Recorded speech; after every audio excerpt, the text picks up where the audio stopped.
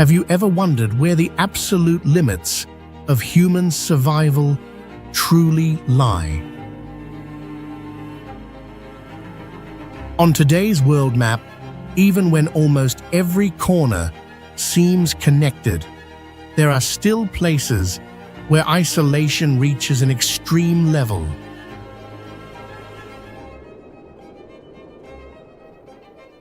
They hide beneath polar temperatures far below freezing, cling to sheer cliffs, or remain trapped deep within harsh deserts beyond the reach of modern roads. Many people would doubt their existence and assume these extraordinary settlements belong only in fantasy films rather than the 21st century.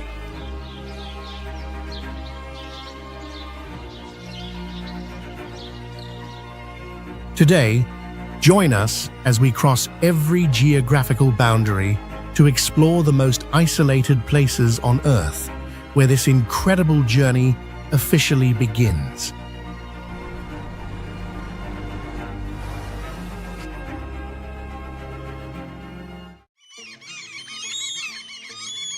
From far away, Melagavi looks like a small stone house placed on the wrong edge of a cliff, where one bad step could drop straight into the dark sea.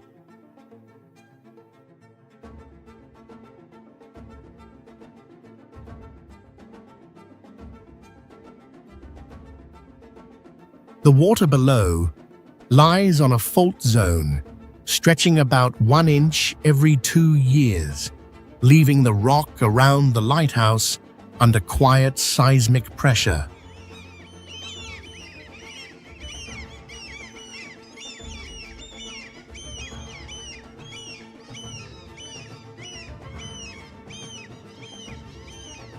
The light tower is only about 30 feet tall, but because it stands on a cliff, its beam rises about 190 feet above sea level and can reach about 22 miles into the night.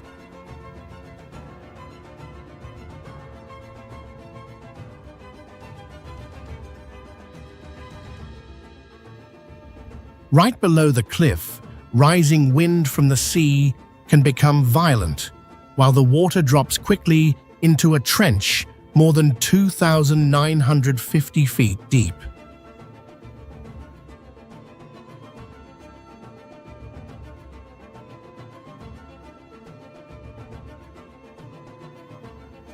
Before it was electrified in 1982, this place still needed lighthouse keepers to stay awake through the night, feed the fuel, and protect the light in an area almost cut off from people.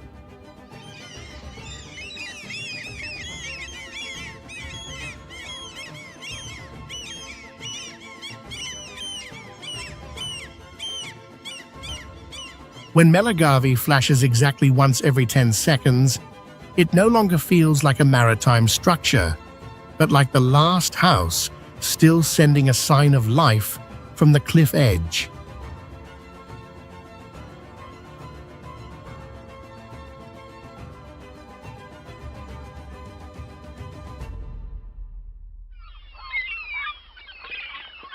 San Juan de Gazteluga, XC, Spain. The stone path here looks like the spine of a sea dragon, crawling from the ocean to the island summit before disappearing at the door of a lonely chapel.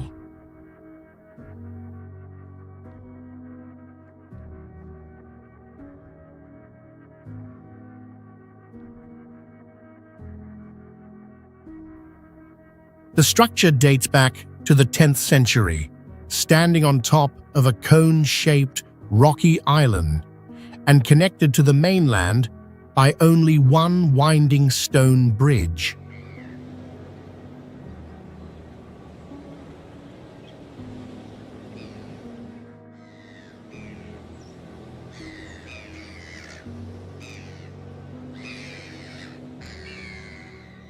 The island rises about 262 feet high and faces violent sea storms, where wind above 62 miles per hour can tear off roof tiles and force people to crawl close to the ground.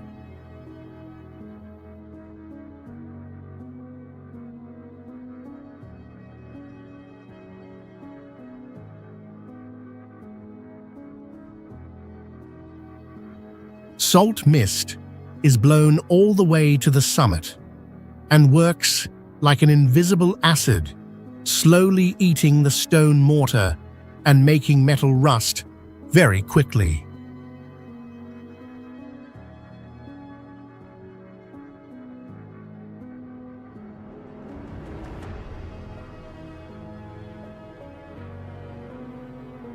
More than 240 rough stone steps were not only made for climbing, but also once slowed and broke the formation of attackers wearing heavy armor.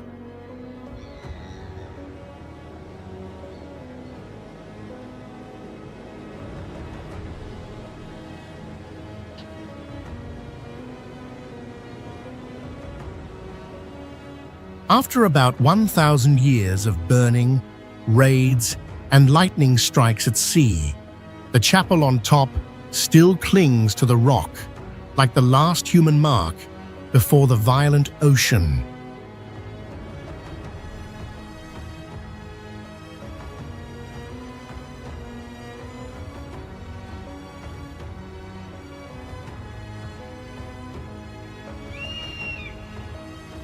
Known as a royal balcony in the sky, Harder Kulm covers a steep mountain edge with fairy tale beauty, hiding the dizzying drop below.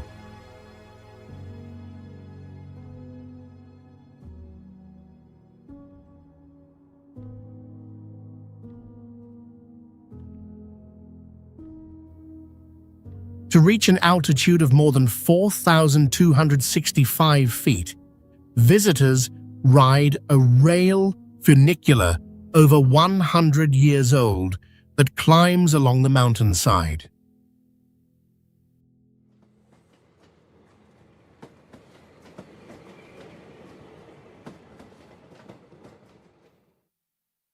The red-roofed restaurant resembles a small castle, creating a royal atmosphere beside the dangerous open space.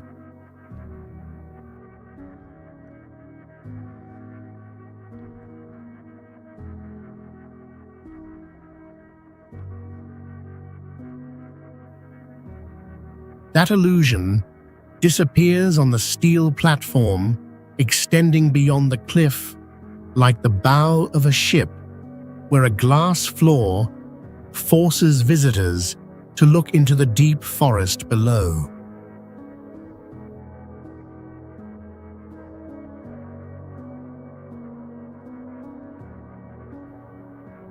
From 4,337 feet, the valley between two turquoise lakes appears like a giant model beneath your feet.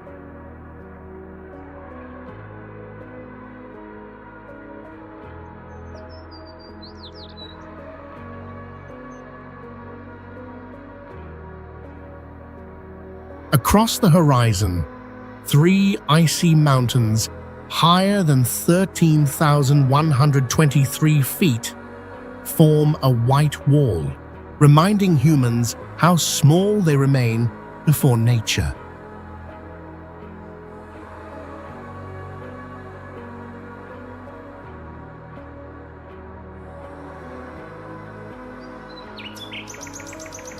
La Jument Lighthouse, France.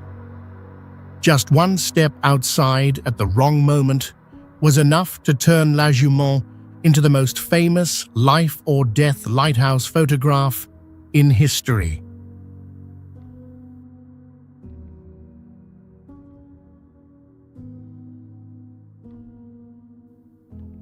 This tower does not stand on a safe island, but is anchored directly onto a lonely underwater rock in the violent waters off France.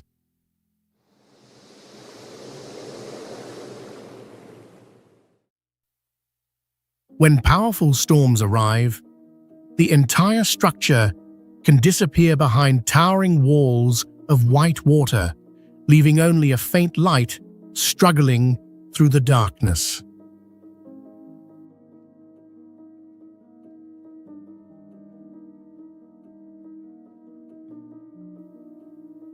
In 1989, the lighthouse keeper stepped outside after hearing a helicopter and believing it was a rescue team, while a giant wave was crashing down right behind him.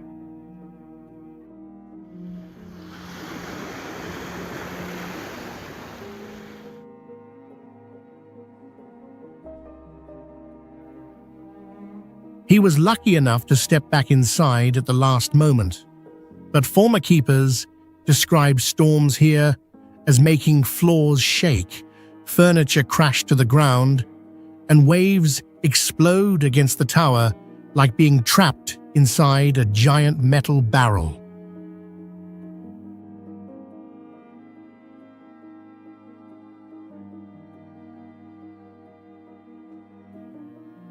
La Jument was built after a shipwreck disaster that killed more than 250 people, so its light serves not only as a guide for ships, but also as a lasting memory of tragedy preserved in the dark sea.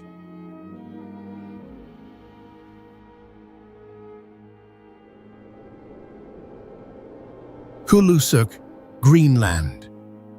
There are days when the sea around this village no longer looks like water, but like a locked gate, blocked by millions of tons of drifting ice from the Arctic Ocean.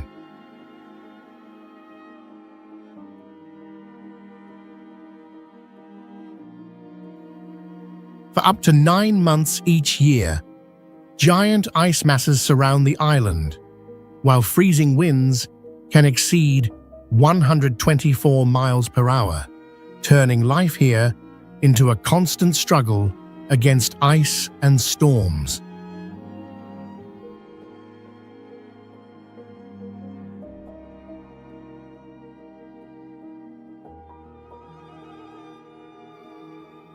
Because light bends between layers of cold and warm air, massive icebergs can sometimes appear to float in the sky, transforming the landscape into a chilling mirage.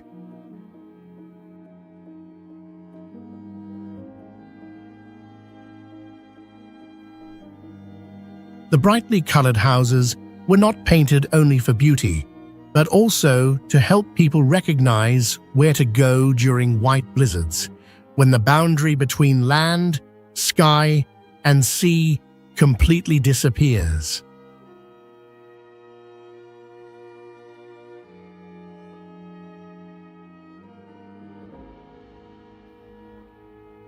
Inside this maze of glowing blue ice and booming cracks that sound like cannon fire, residents still collect 1,000-year-old ice blocks and melt them into fresh drinking water.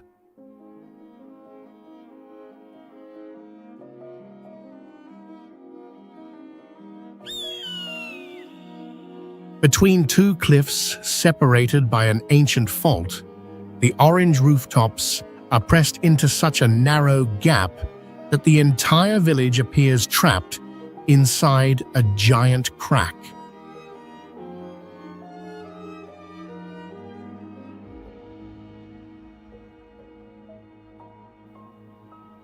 Mustier-Sainte-Marie stands on porous tufa rock with strong natural grip, while many houses use the cold cliff behind them as a rear wall.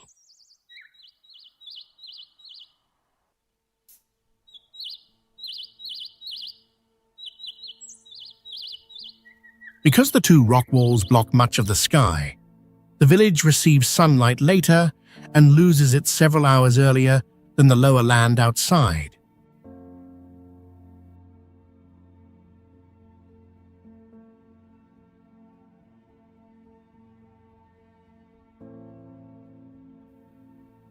Cold water emerges from an underground cave system and flows through the settlement, creating constant noise and dividing the living space with a fast current.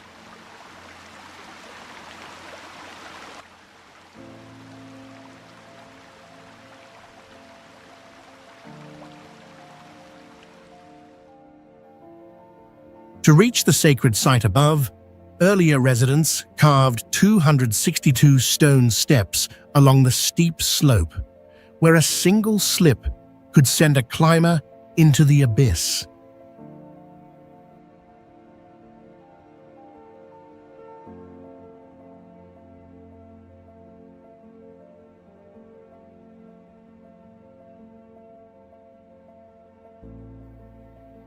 At night, the chain disappears into the darkness, leaving only the golden star floating between the two cliffs above a village enclosed by rock and shadow.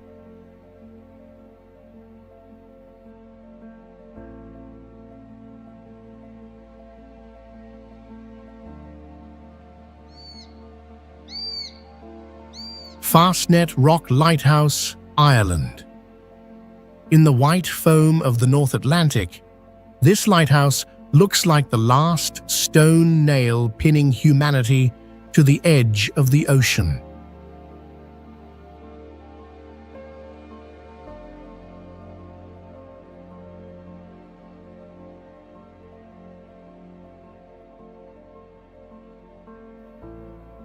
It stands about 8 miles from the coast, on a rock that rises only about 98 feet at low tide, leaving almost no open ground for a foundation.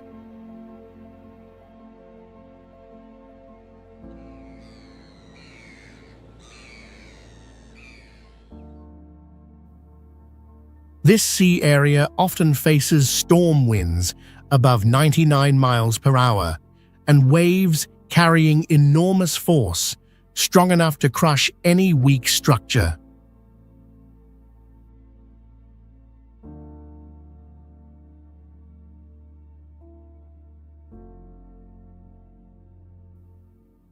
The first cast iron tower, built in 1854, shook violently in storms, so people had to replace it with the stone tower completed in 1904.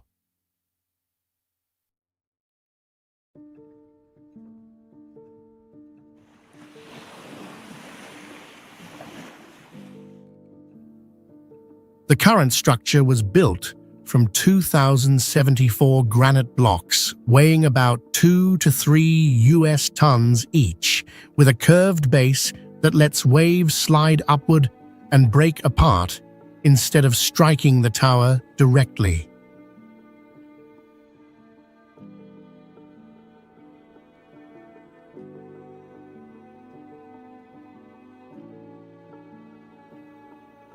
In darkness and fog, its white flash every 5 seconds cuts across the night sea like a blade of light, keeping distant ships alive.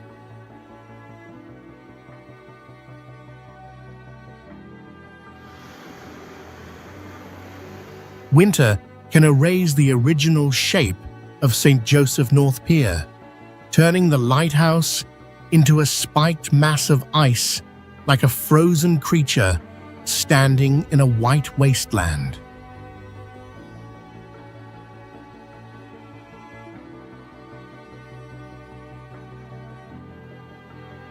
In temperatures from -4 to -22 degrees Fahrenheit, wind lifts fresh water onto the iron tower, where every drop freezes instantly and gradually forms a shell weighing tens of tons.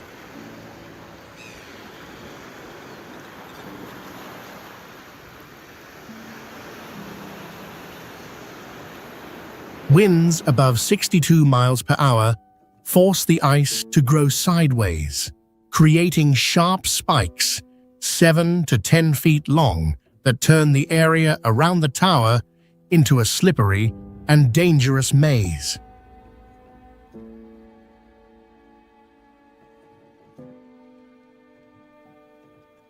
To withstand both waves and tens of tons of ice, The outer tower rises 36 feet and is built from thick metal plates that prevent its structure from bending under the weight of winter.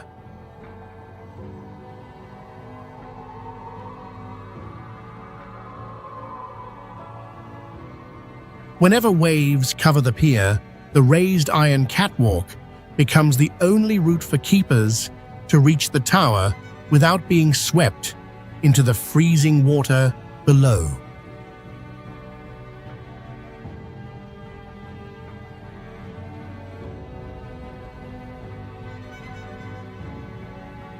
Most ironically, ice can completely seal the lantern room, trapping the light inside and making the guiding structure disappear exactly when the danger is greatest.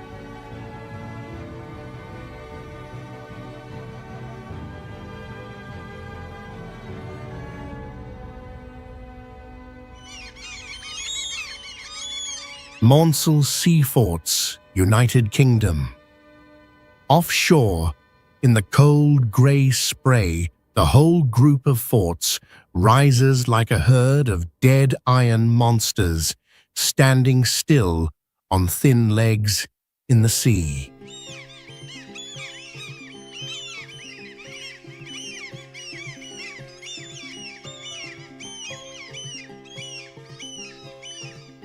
They were built during World War II for air defense, using hollow concrete bases that were pulled out to sea and then flooded so they sank into the soft seabed at about 30 degrees.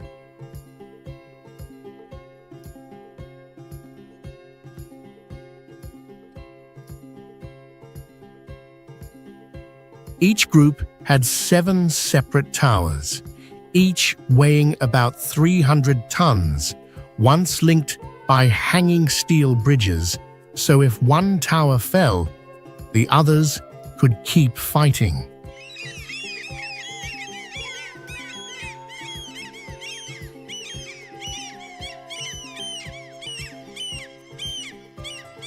Daily tides rising and falling by about 16 to 20 feet created powerful currents that kept cutting around the legs, while winter fog made the metal rust faster.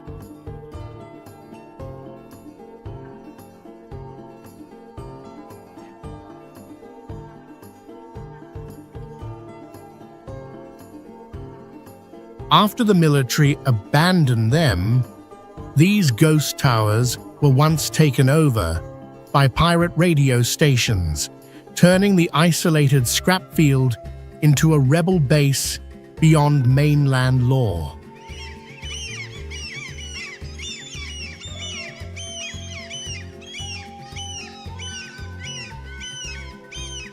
Today, broken windows, rotting bridges, and metal groans in the wind make this place feel like a dead village staring into the dark sea.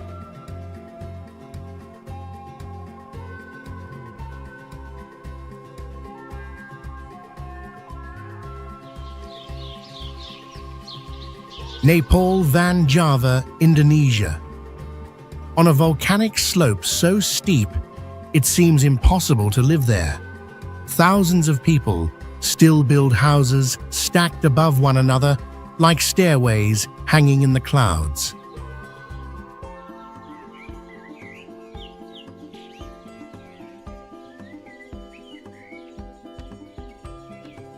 The settlement sits at about 5,315 feet above sea level, on fertile but loose volcanic ash soil, so long rain can turn the mountainside into a dangerous landslide zone.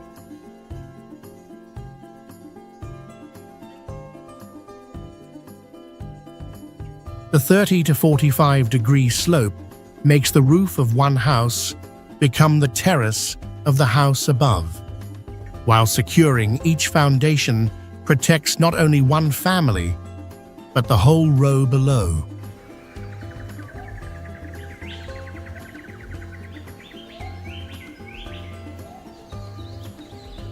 Fog, can swallow the village in less than 5 minutes, and clouds drift past the windows, making red, yellow, and blue metal roofs appear and disappear on the volcanic slope.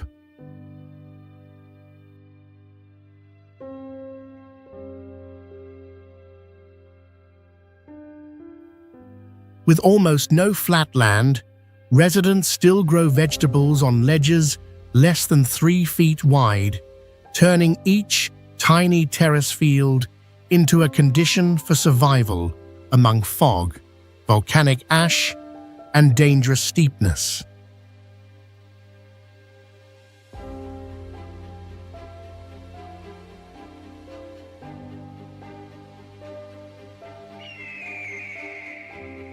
Four powerful winds meet on this headland, causing Cape Formentor to receive gusts above 75 miles per hour, strong enough to knock anyone near the edge off balance.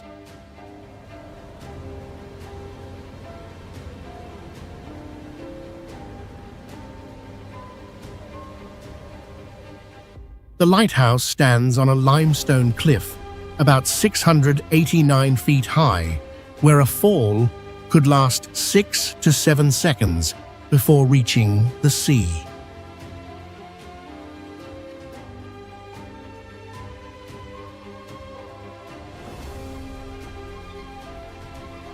Before the structure was completed in 1863, workers spent 6 years blasting a road through the cliff so materials could reach the site.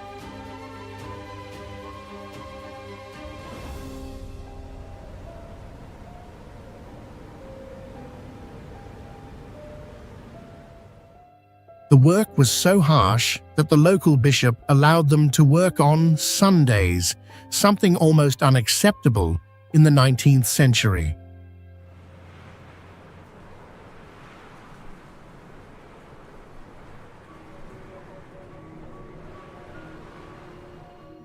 The White Tower is only 72 feet tall, but the enormous cliff raises its light above 755 feet and lets the beam reach about 28 miles.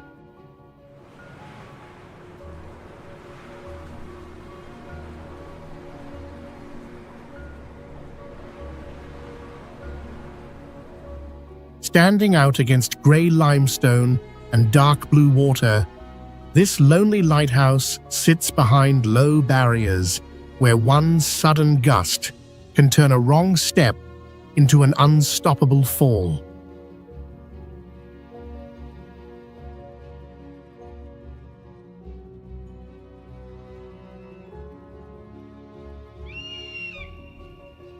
Key Monastery, India. On the barren mountainside, this monastery appears like a giant white crown trapped between rock, snow, and thin air.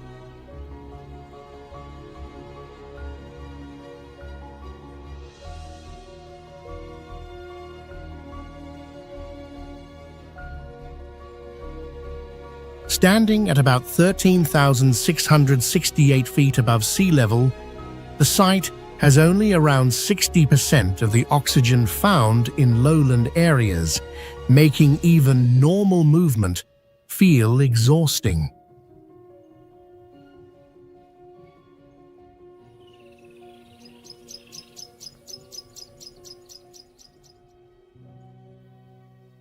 The surrounding region is a harsh, cold desert, where winter temperatures can fall below -22 degrees Fahrenheit, while strong ultraviolet sunlight can still burn exposed skin during the day.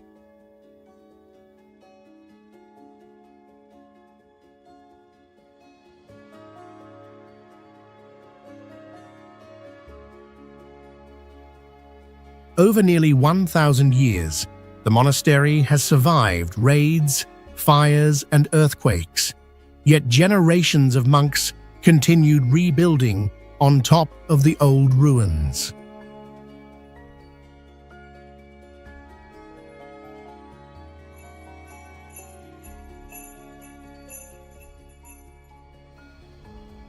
That process created a multi-level maze of narrow corridors, tiny windows, and thick walls that served as both a monastery and a defensive fortress.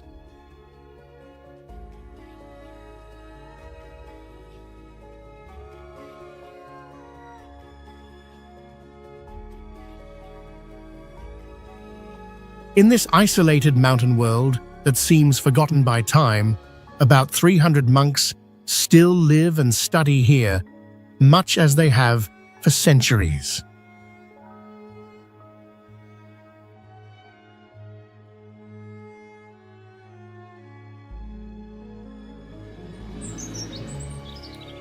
Bishari, Lebanon.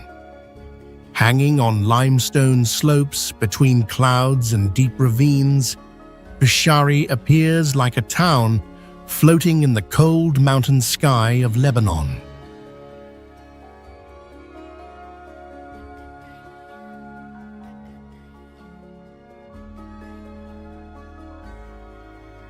This is the birthplace of Khalil Gibran, author of The Prophet, and his legacy is preserved in a museum set inside a rock cave once linked to the life of hermits.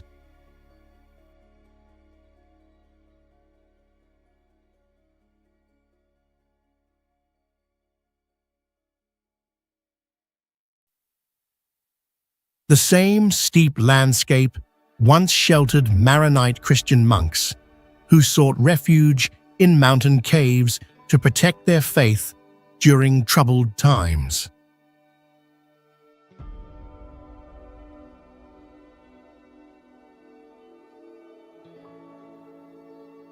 On the mountain slopes near the town stands an ancient cedar forest, where trees more than 2,000 years old rise with rough trunks like prehistoric creatures still resisting time and the harsh climate.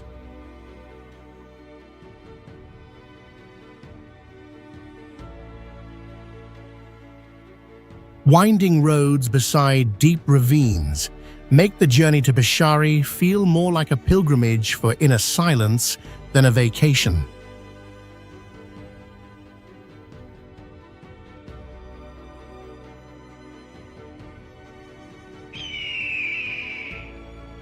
Bivacco Buffa di Perero, Italy. It is hard to believe that on an almost 90-degree cliff, people once built a house with a wooden roof and glass windows as if it belonged on flat ground.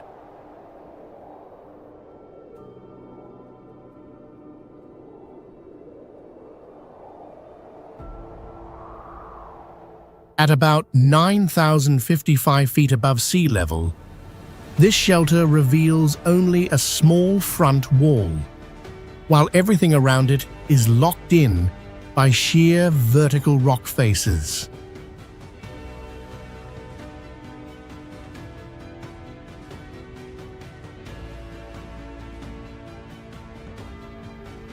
Built between 1915 and 1918 from wood, brick, and stone, the structure once served a harsh, high mountain front during World War I.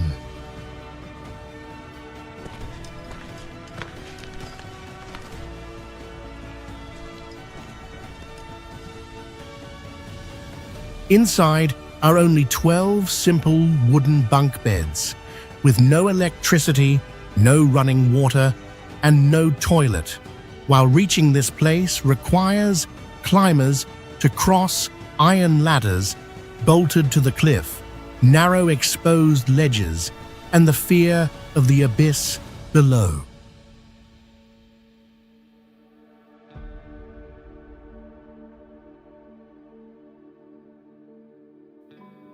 With no traditional foundation, the house sits neatly inside a natural rock alcove, as if the mountain itself has been holding it in place for more than 100 years.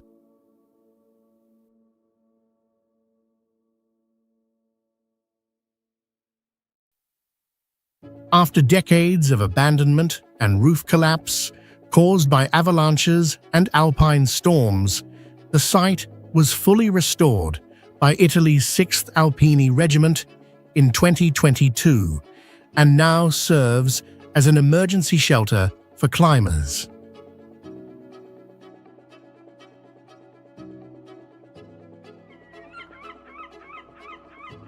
Trapped by the ocean on a black rock, this structure earned the name Terrible Tilly because it looked like a house with no way back to land.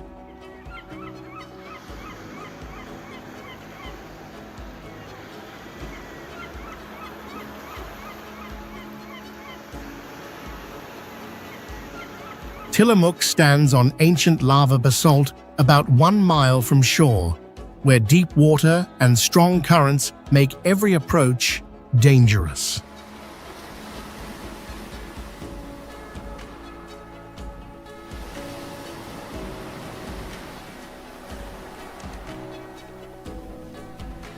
When storms arrive, water columns nearly 197 feet high can swallow the building, while the salt left behind keeps eating the metal even after the sea becomes calm.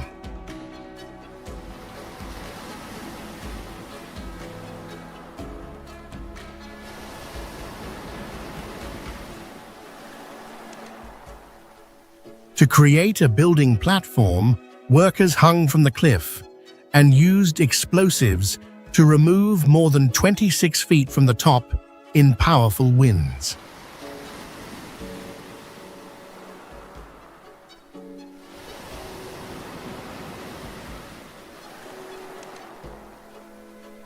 Because no harbor could be built, lighthouse keepers were once lifted above the waves by a crane, then lived with constant shaking and isolation from 1881 to 1957.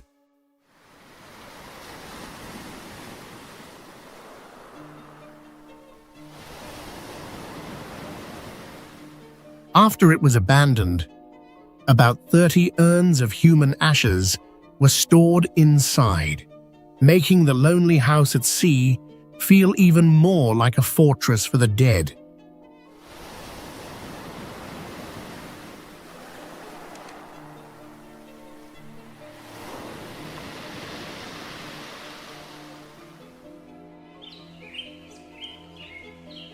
During the dry season, the lake appears to break into hundreds of green, yellow, and blue circles, making the valley look as though it were covered by a giant spotted skin.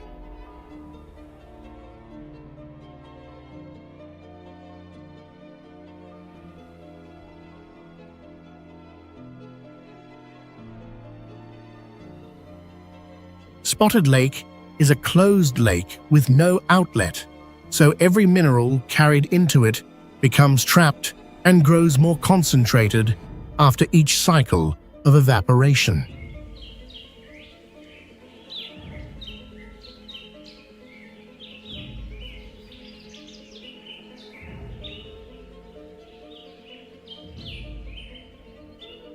As the water level falls, magnesium sulfate crystallizes into hard white-gray borders that divide the lake bed into many separate pools.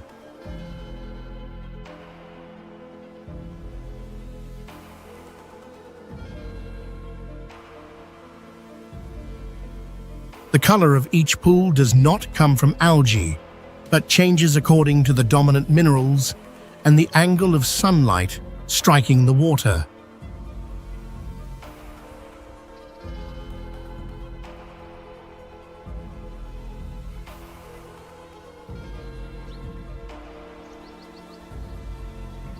Salt and minerals become so concentrated that fish and most aquatic animals cannot survive, leaving the colorful pools almost completely silent.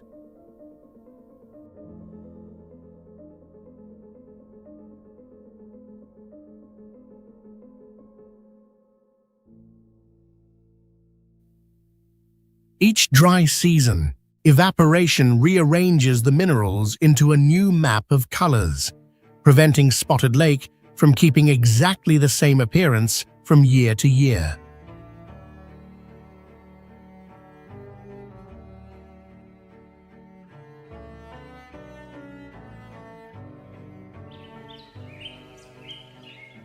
Guaita Tower, San Marino. Surrounded on all sides by Italy, yet keeping an independent spirit, this stone fortress clings to the edge of a cliff like a lonely watch house hanging in the sky.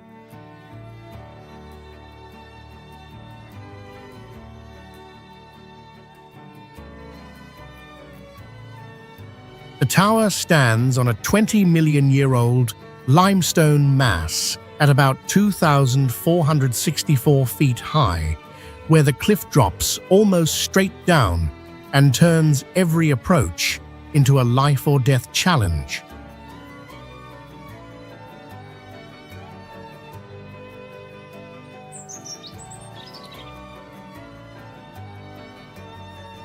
First built in the 11th century, the structure does not rely on a normal foundation, but locks directly into the natural rock core, allowing it to survive for nearly 1,000 years.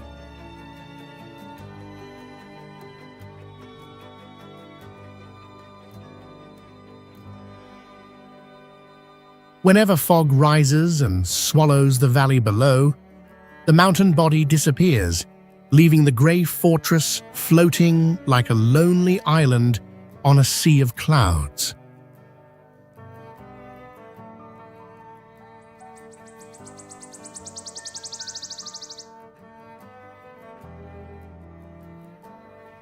Under sunset, the rough walls absorb the last sunlight and glow with a deep orange-red color like a burning rock above the cliff.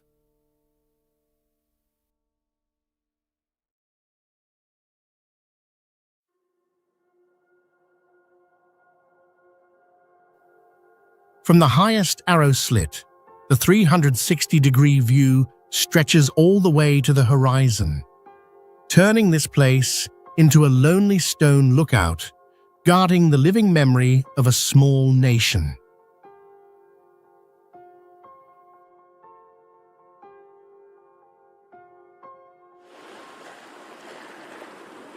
When the tide hides the reef, which is less than 82 feet wide, the 92-foot Phare du Four appears to float impossibly in the open sea.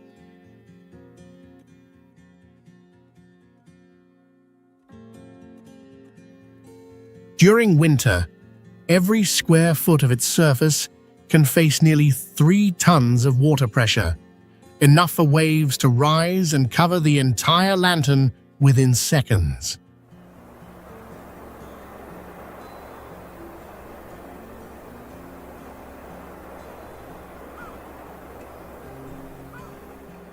Currents around the hidden rocks can reach about 5 to 6 miles per hour, so anyone who falls may be swept away or smashed against the reef before reaching the surface.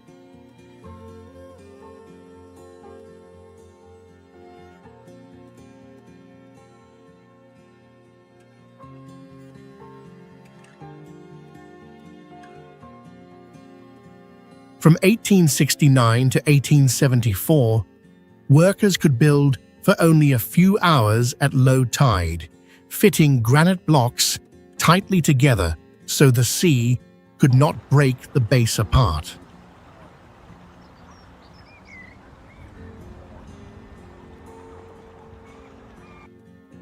These conditions caused the station to be ranked as hell, where lighthouse keepers lived like isolated prisoners among crashing waves and cold, wet walls.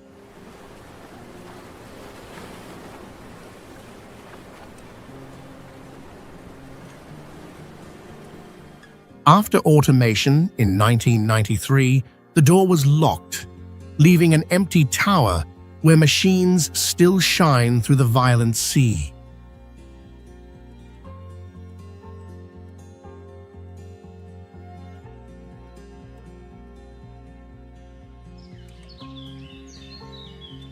A ring of turquoise water surrounds a dark center, making the ground look like a giant eye staring directly into the sky.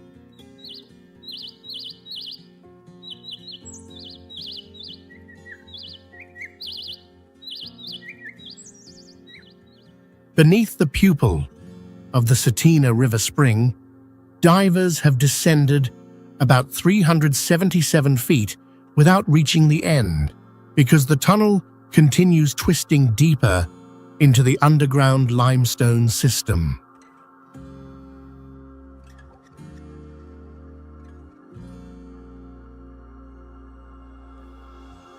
While surface temperatures can reach 104 degrees Fahrenheit, the water inside the eye of the Earth remains between 39 and 46 degrees Fahrenheit throughout the year because it continuously rises from deep underground.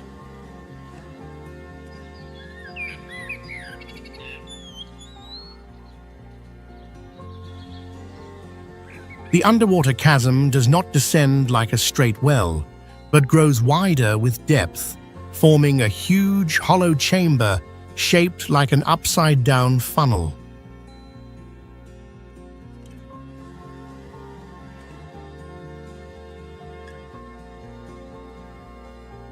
In the shallow water, light reflects from the limestone and creates a turquoise color, while the deep chasm blocks nearly all light and turns the center completely black.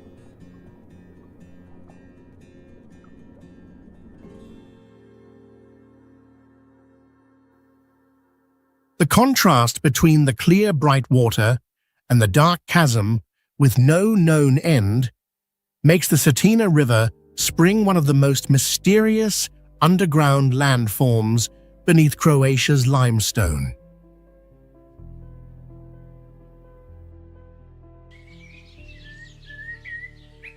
Yurgalan, Kyrgyzstan.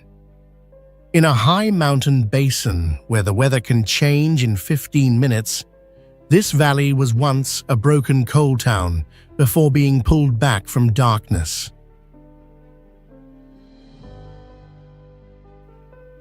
Sitting at about 7,382 feet, it receives so much snow that winter lasts more than 6 months, while dry snow containing only 5 to 7% water can bury a person up to the chest.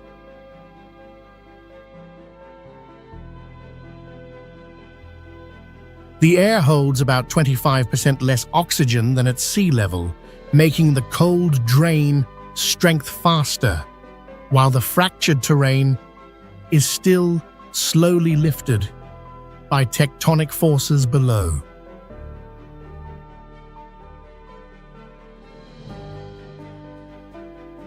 Beside rusting excavators swallowed by green grass and snow peaks glowing pink at sunset, this place is not only a beautiful valley, but proof that a small community can bring life back from industrial ruins.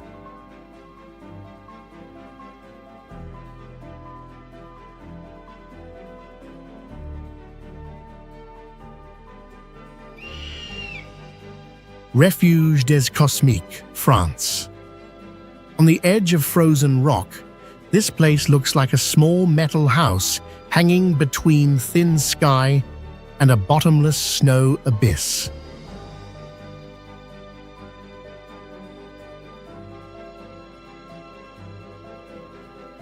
At about 11,854 feet high, the air loses around 35% of its oxygen, forcing the body to breathe harder and the heart to work faster, even while standing still.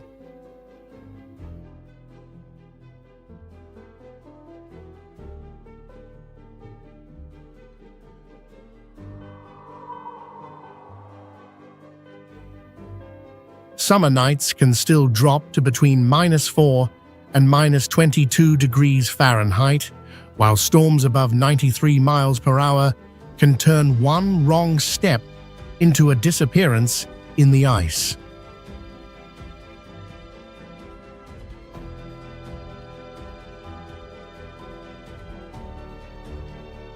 The building does not sit on flat ground, but is held by steel anchors driven deep into the rock, with a metal shell designed to resist brutal wind.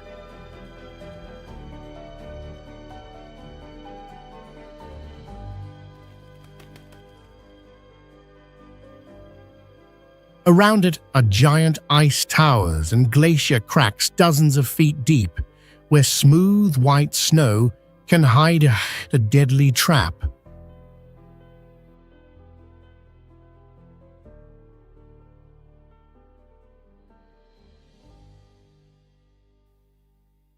The strangest part is that inside this extreme world, it still works like a high mountain shelter house, with hot meals, sleeping rooms, and atmospheric research equipment.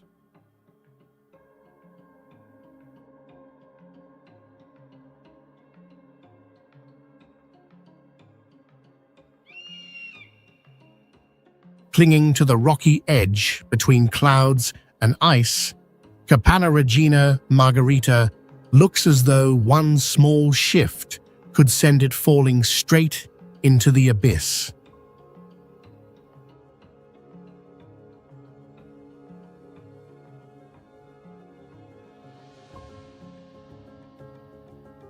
At 14,941 feet, it is the highest building, shelter, and observatory in Europe, where the thin air turns the sky a deep blue.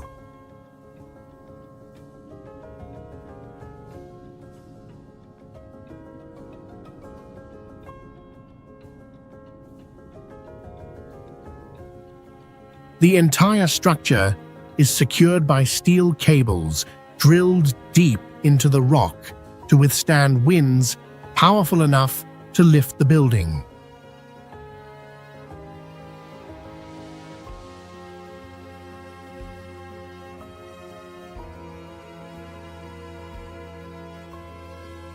It was named after the Queen, who personally climbed here in 1893 for its opening, turning the journey into a symbol of courage.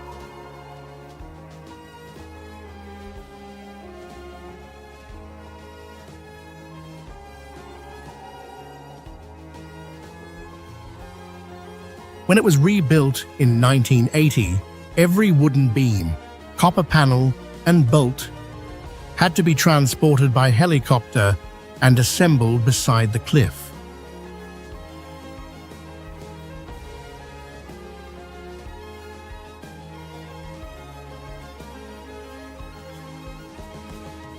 In a place where breathing is difficult and one wrong step can be fatal, the hut still stands as proof that limits are meant to be overcome.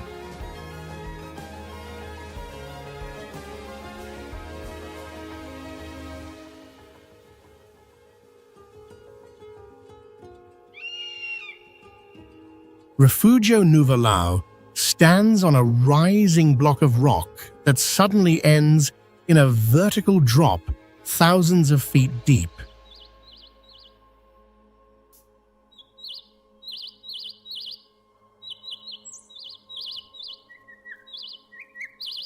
The empty space opening directly behind the terrace makes the building look like an eagle's nest, holding on to the final piece of mountain before the land disappears into the air.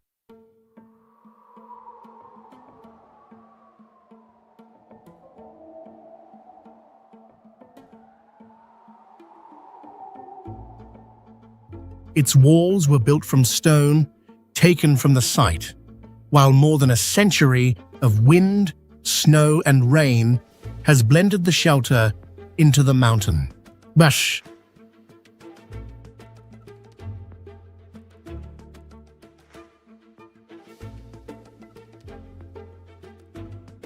From the balcony, there are no gentle green fields, only countless rough stone towers forming a sharp and severe horizon.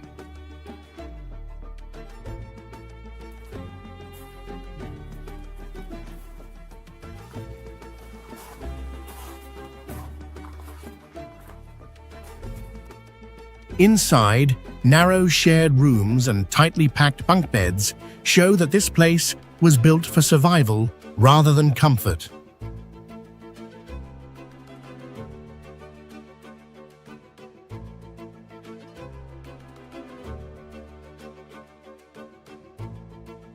With no paved road or cable car reaching the door, every visitor must cross a rocky trail before finding Refugio Nuvolao in this isolated mountain world.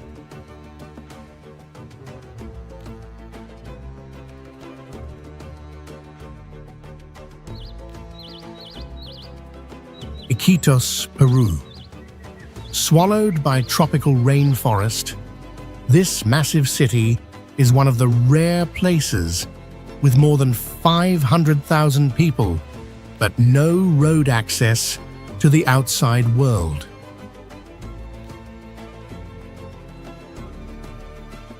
When rainy season water levels rise up to 49 feet, the river turns into a floating street system, forcing people to live with the violent rise and fall of the water.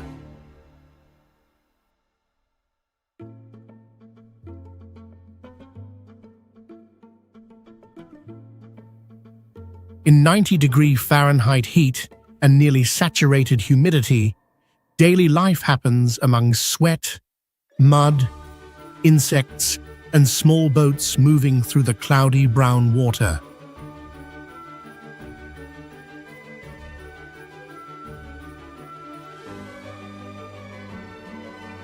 Instead of fighting the floods, thousands of houses are tied to hollow logs so they can rise with the water, turning neighborhoods into unstable mazes on the river.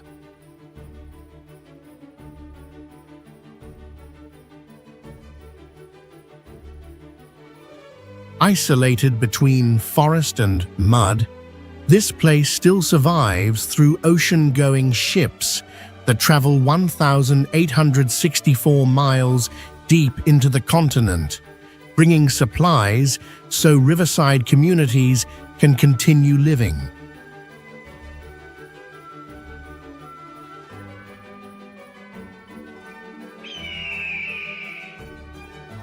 Kinalug, Azerbaijan. At an altitude where trees can no longer survive, this stone village rises through the clouds like a fortress, forgotten by the modern world.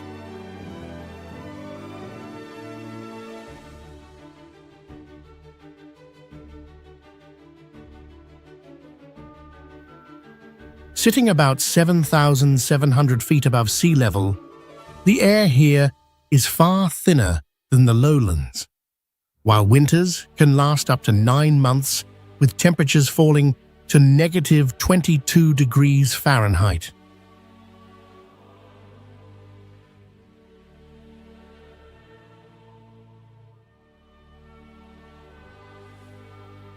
Because the slopes reach 40 to 50 degrees and space is extremely limited, one family's roof becomes the pathway and drying yard for the house above.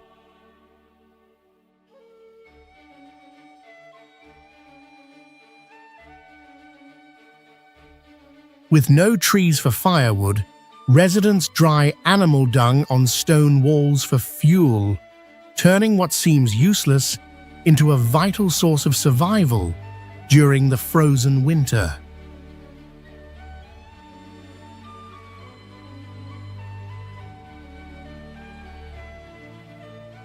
When clouds fill the valley below, the grey stone village rises like an island above a white sea, where homes, pathways, and ancient graveyards have endured through centuries of isolation.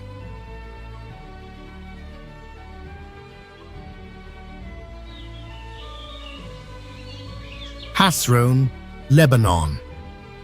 Known as the Rose of the Lebanese Mountains, Hasron stands out on the edge of steep cliffs, with bright red tiled roofs rising between grey rock and dark green forests.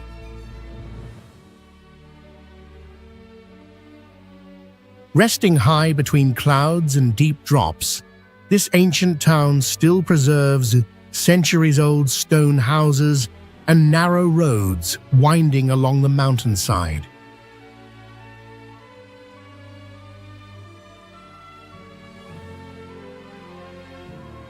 These houses are not only beautiful, but also built to survive a harsh climate, with steep roofs helping snow up to about 7 feet deep slide away and stone walls about 31 inches thick, resisting cold winter winds.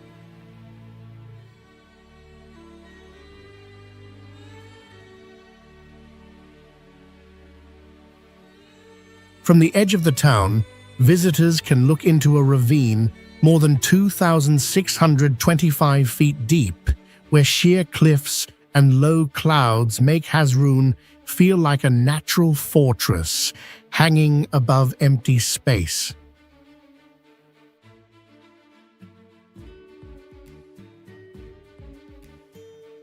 Protected by the mountains from the noisy world outside, the village still preserves its green gardens, simple hospitality, and peaceful life shaped across many centuries.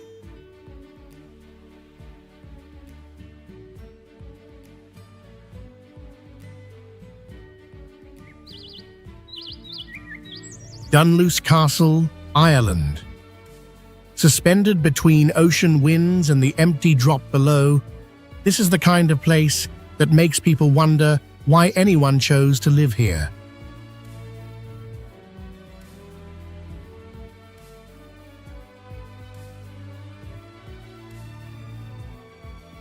The entire structure clings to an ancient mass of volcanic basalt, the remains of lava flows that cooled about 50 to 60 million years ago.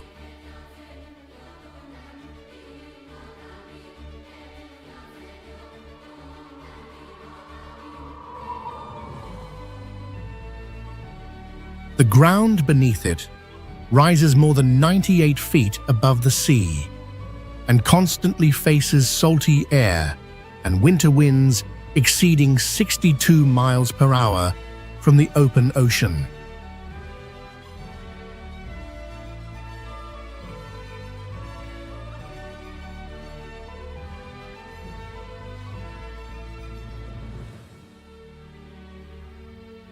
Built around 1500, it once served as a powerful stronghold, yet its isolated position on the cliff meant daily life was always close to danger.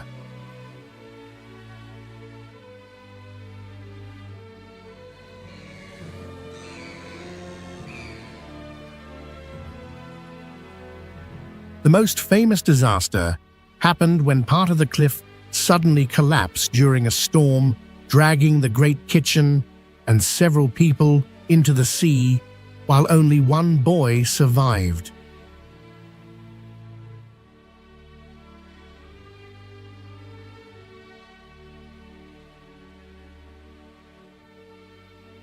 After crossing the narrow bridge into the ruins, visitors find empty windows, hanging fireplaces, and unfinished stone stairs, as if the castle is still slowly disappearing piece by piece.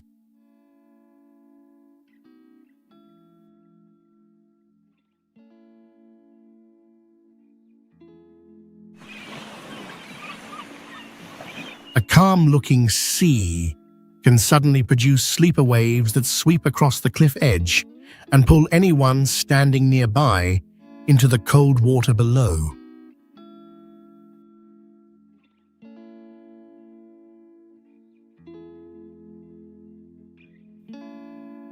Anyone swept into the water around Pigeon Point may suffer cold shock because temperatures remain near 50 to 55 degrees Fahrenheit, causing loss of muscle control and possible drowning within minutes.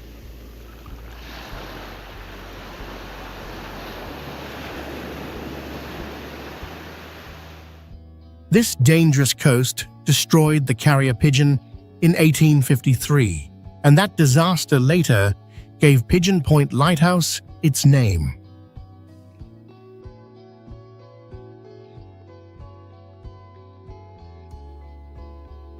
The tower rises 115 feet and contains 500,000 bricks, yet it continued to weaken until a multi-ton section of iron and masonry fell from the top in 2001.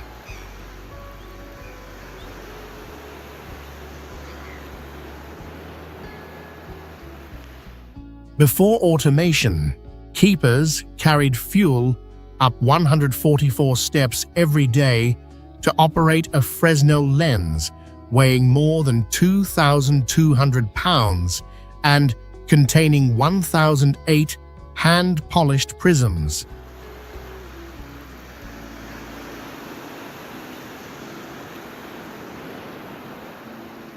That lens has now been removed, while an LED light flashes every 10 seconds and continues guiding ships with the cold precision of a machine.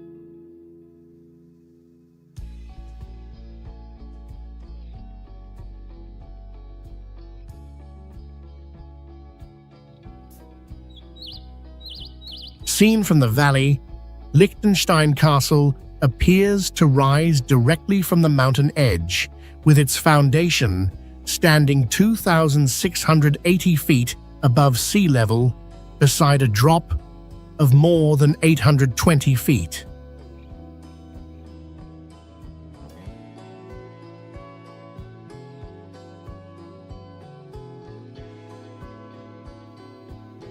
The structure rests on cast limestone formed around 150 million years ago, but rainwater continues to widen the cracks and hollow chambers beneath it.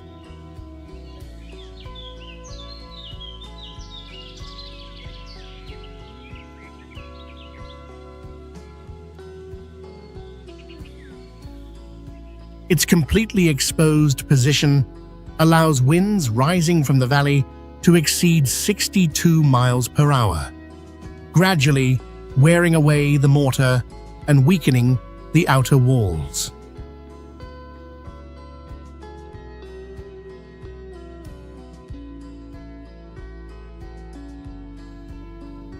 The difference between hot summers and winters below 32 degrees Fahrenheit also forces the stone and brick to expand and contract repeatedly, creating more small fractures inside the structure.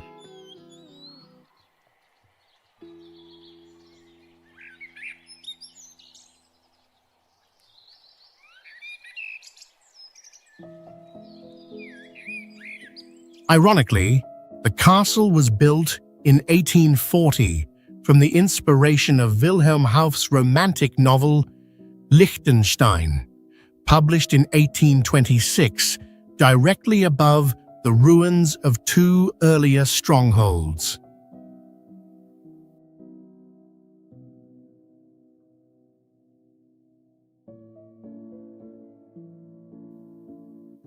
When fog hides the rock base and bridge, the entire castle appears like a white island floating above a cold sea of clouds.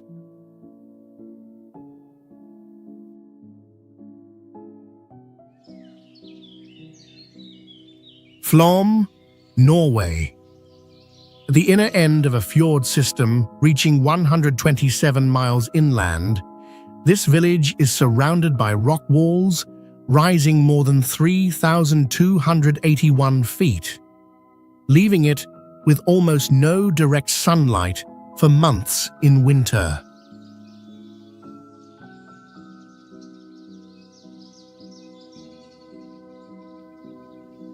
To connect this isolated settlement with the outside world, people spent 17 years building a railway that climbs 2,841 feet, with 18 of its 20 tunnels carved through the mountains by human labor.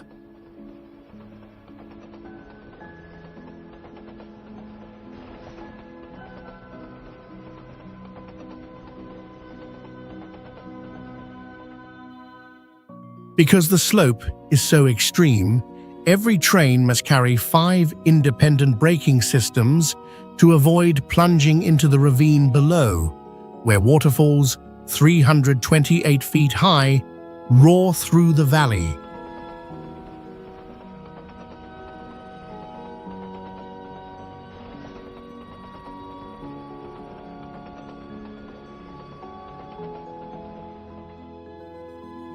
Although only about 350 residents live here, and some stretches of water are only around 820 feet wide, Flom still receives huge numbers of visitors each year, placing pressure on its small living space.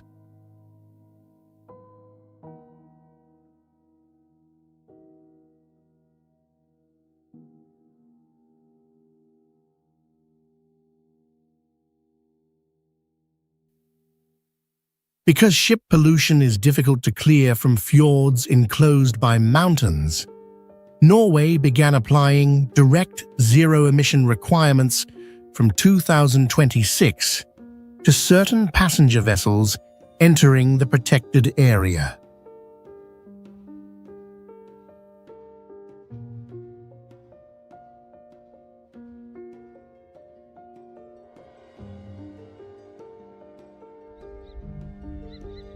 Saxon Faroe Islands. Trapped between steep cliffs rising more than 1,640 feet, Saxon appears like a fairy tale village forgotten by the world, where green turf roofs blend into the slopes and the fog of the North Atlantic.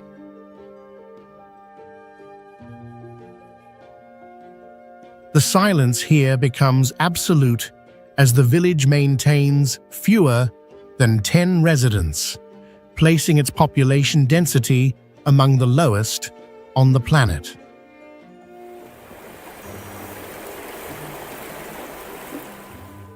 To survive in this remote wilderness, people use traditional turf roofs grown over birch bark.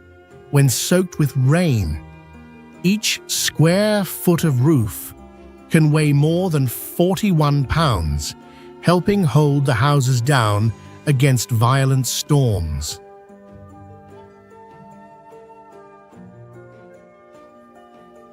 Nature once changed the entire shape of this place when a great storm in the 17th century swept huge amounts of sand across the bay entrance, turning a once busy harbor into a mysterious, isolated, circular lagoon.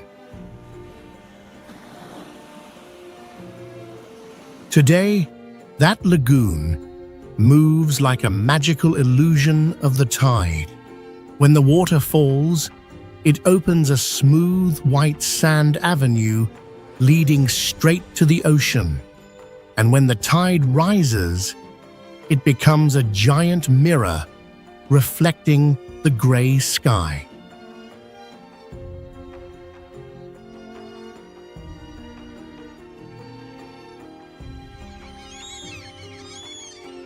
Bishop Rock, England. It is hard to believe that a tiny rock almost swallowed by waves can carry one of the most resilient lighthouses in maritime history.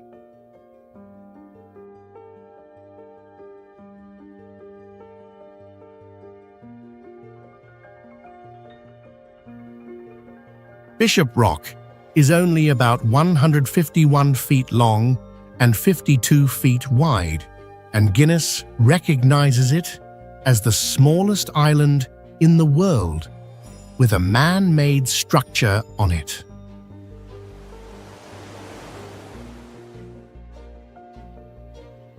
The rock's surface is so narrow that the lighthouse foundation nearly covers every space, making the tower feel as if it has been pressed straight into the sea.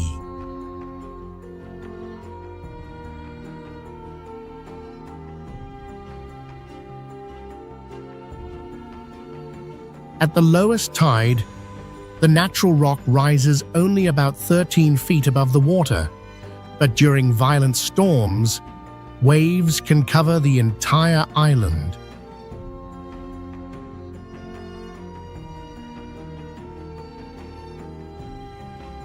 To resist that force, the current tower was built from 5,700 tons of granite, with lower blocks locking into each other as if humans were trying to pin a point of light into the raging sea.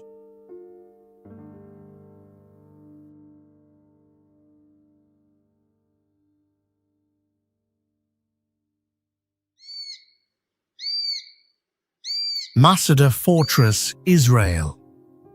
In the burned, dry desert, this fortress looks like a block of rock cut away from the world, where people once turned an isolated summit into a final shelter.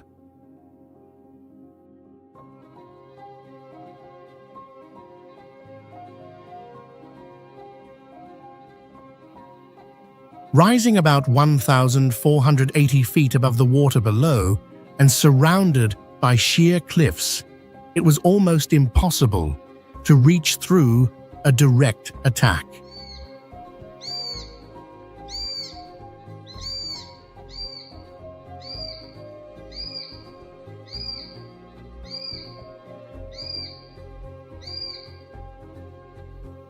To survive in that harsh place, ancient builders carved 12 giant reservoirs into the rock, storing water from rare desert floods.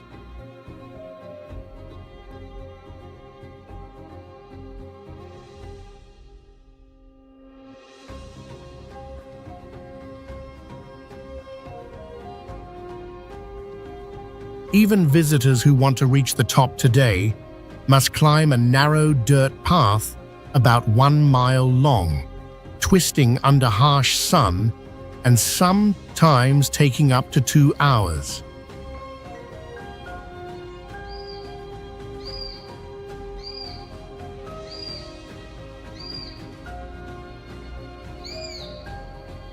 During the siege of 72 to 73 AD, Roman forces also could not climb straight up, so they had to build a massive ramp to drag war toward the fortress.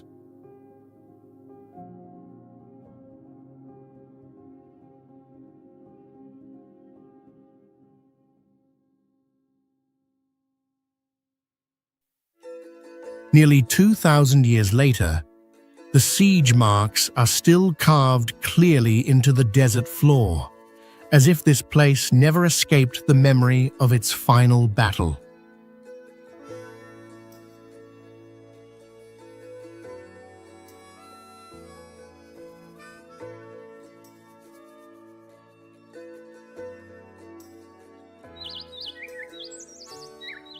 Orange, yellow, and green pools spread across pale ground, making Waiʻo look like a planetary crust, revealing the hot chemical world beneath it.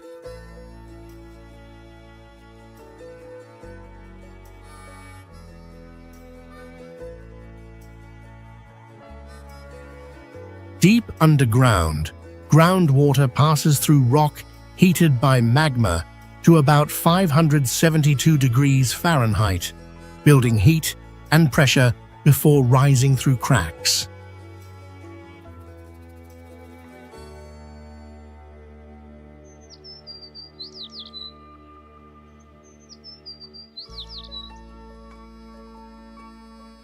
The boiling pools, mud pits, and steam vents may appear separate, but they are actually connected by underground channels stretching for several miles. As the hot water evaporates, antimony leaves orange edges, sulfur creates yellow deposits, and arsenic helps form the unusual green shades.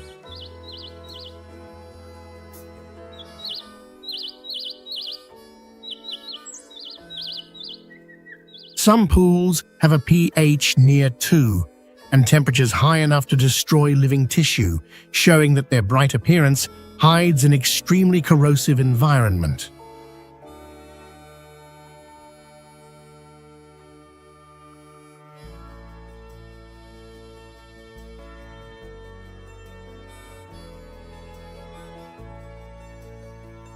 Although the sources of the heat and colors are partly understood, humans still cannot observe the entire geothermal network operating beneath Waiʻo.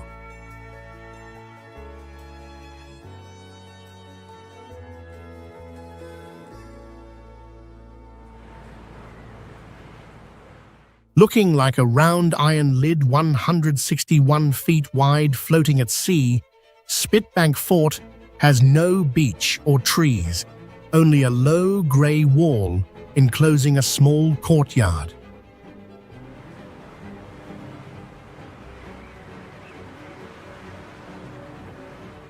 The entire fort rests directly on a sandbank, about 20 feet underwater, while tidal currents near 5 miles per hour constantly sweep around its foundation.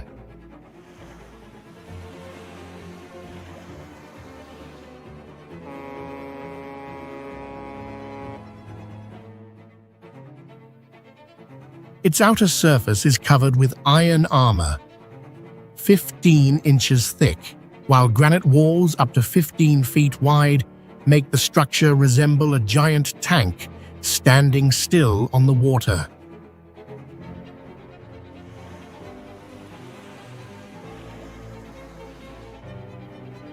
Beyond its brick corridors and low curved ceilings, the interior still carries the heavy feeling of a 19th century military prison.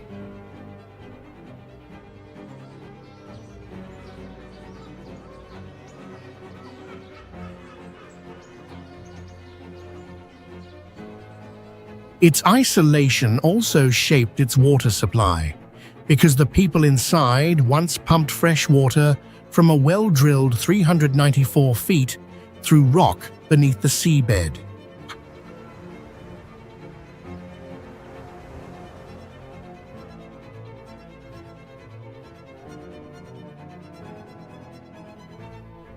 Although the ammunition rooms are now 9 luxury bedrooms, its prison-like shape and the deep sea around it still make the fort feel like a lonely house with no escape.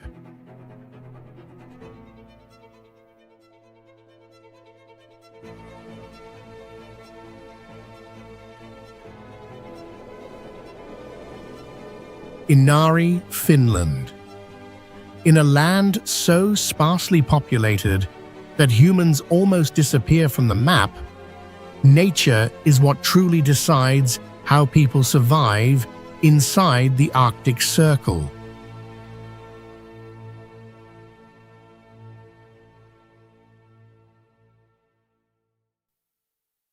The population density is only about 1 person per square mile, while winter temperatures can fall from -40 to -58 degrees Fahrenheit, cold enough to turn boiling water into ice crystals in mid-air.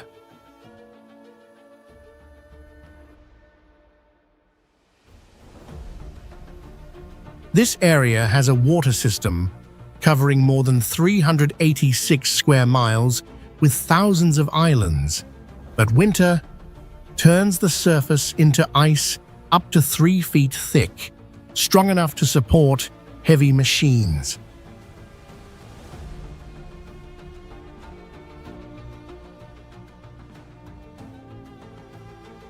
Indigenous people have survived here for thousands of years, not by conquering nature, but by living with the migration and breeding cycles of reindeer and dividing the year into 8 smaller seasons.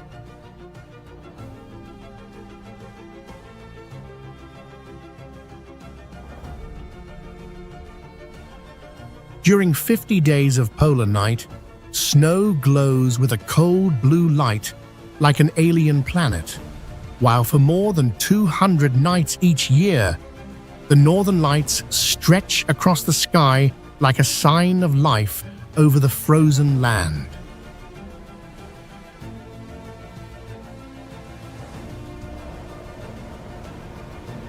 Offshore, the sharp rock pillars are not small islands, but the remains of an ancient landmass, torn apart by waves over millions of years.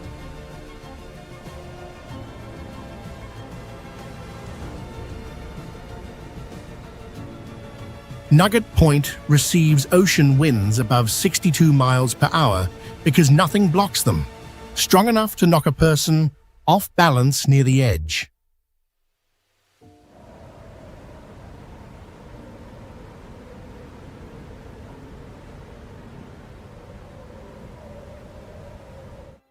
The lighthouse stands on a cliff about 249 feet high, above sharp reefs and currents that leave almost no chance of survival after a fall.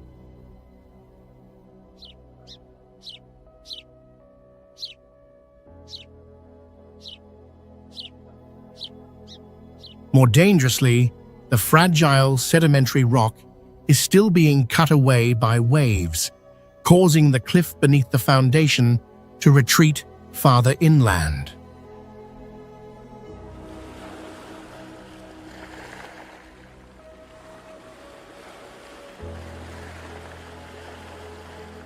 Built in 1869, the tower is only 31 feet tall, but the cliff lifts its height to 279 feet with a range of about 25 miles.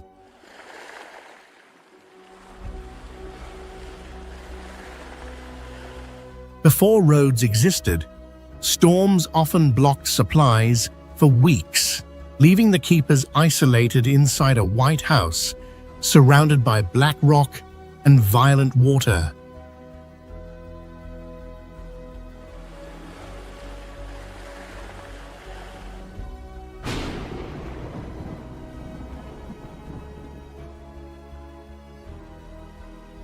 In the morning, Mont Saint-Michel may stand in the middle of a vast mudflat, but only a few hours later, a tidal difference of up to 49 feet can turn the entire complex into a stone fortress isolated by the sea.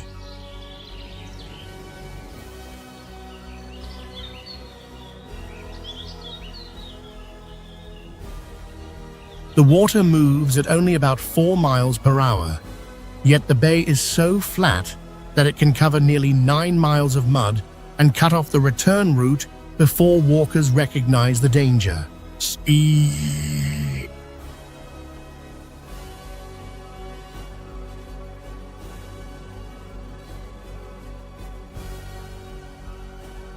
The ground that appears dry also hides quicksand that can suddenly liquefy and trap a victim until the sea returns.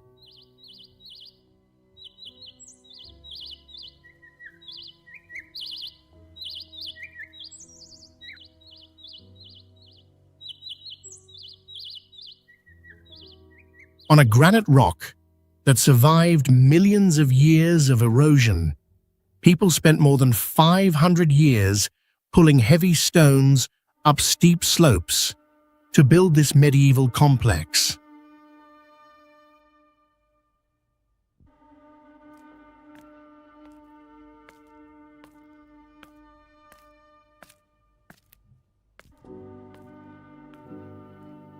The site once held about 14,000 prisoners for 70 years, because stepping beyond the walls meant facing both quicksand and the rising tide.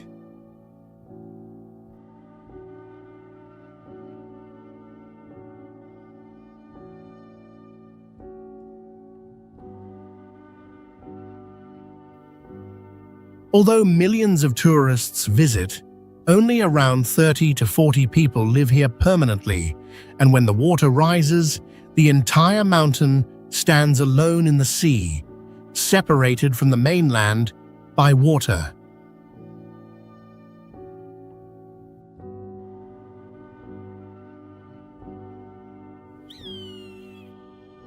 Chinguetti, Mauritania. Like a red sandstone carving barely surviving in the ocean of the Sahara, this ruined maze is being swallowed by giant dunes advancing as much as 164 feet each year.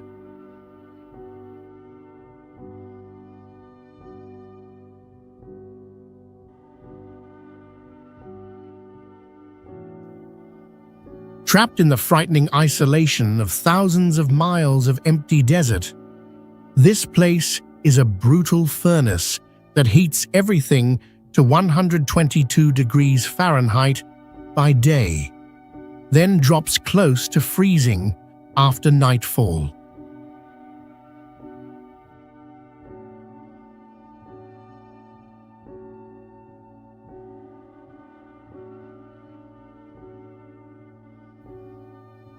Once a vital gathering point for tens of thousands of camels on great journeys across the desert, the busy trading center of the past is now reduced to narrow alleys waiting to be erased by sand.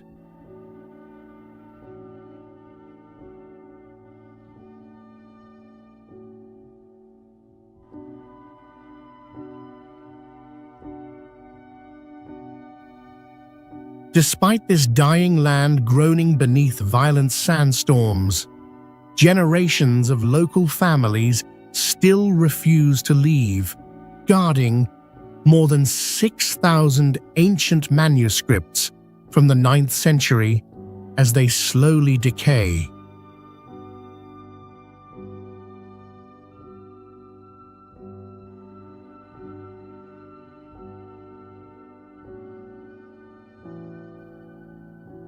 Holding pages that recorded knowledge of the stars from a distant age, visitors begin to understand the powerful survival of human wisdom within the suffocating silence of the desert.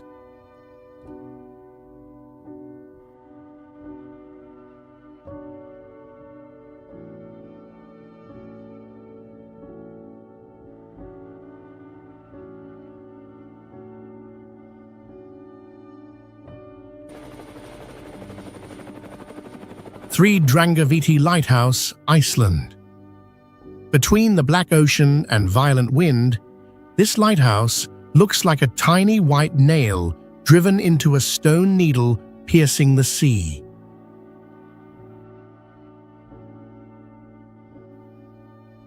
It stands alone about 4 miles from the mainland, with no road, beach, or gentle rock shelf for people to reach it safely.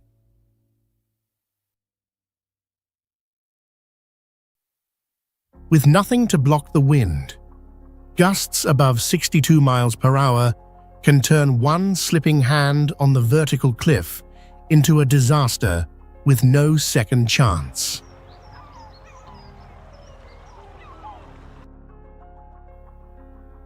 In 1939, before helicopters were used here, builders had to stand on each other's shoulders on a rocking boat just to touch the first ledge.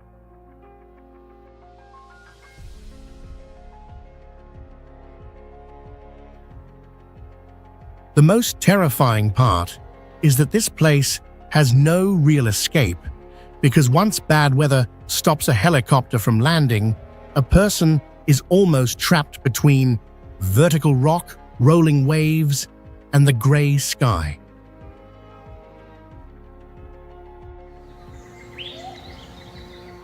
Skardu Valley Villages, Pakistan. Among peaks covered in permanent ice, a strange white desert winds across the land at an elevation of 8,202 feet, creating the illusion that snow and sand exist in the same world. This region is also seen as a gateway to deadly mountains, where explorers make their final stop before heading toward giant peaks rising above 26,247 feet.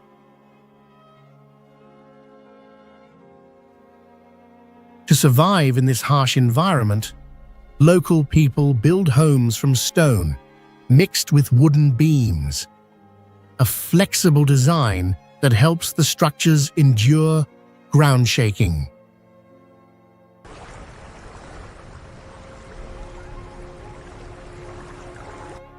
When snowstorms block the mountain roads for 5 months, the villagers become almost cut off from the outside world, facing temperatures that change from 86 degrees Fahrenheit in summer to -4 degrees Fahrenheit in winter.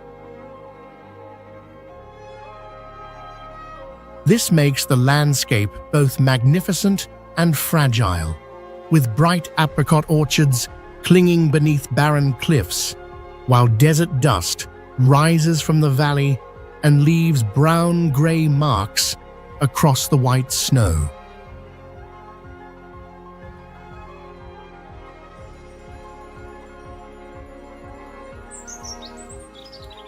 Arden, Lebanon. When the lowlands are buried in summer heat, Arden remains cool on the mountain slopes of Lebanon, like a green refuge above the harsh season below.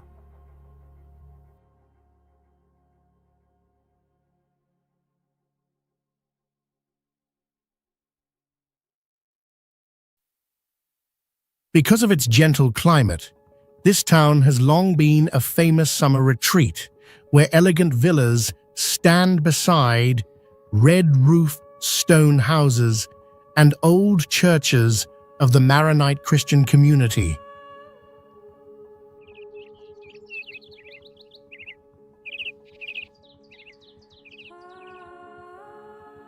Surrounding that peaceful life are rare green forests, where conifer trees, oak woodland, and mountain birds create fresh air seldom found in the Middle East.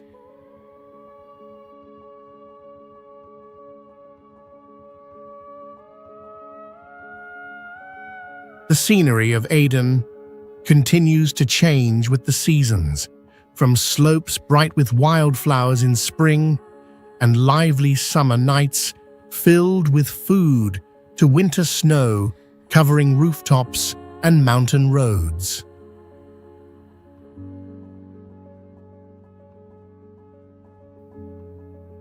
Although the town feels peaceful, reaching it still requires crossing steep, winding roads, like a natural barrier keeping Aden away from the noisy world below.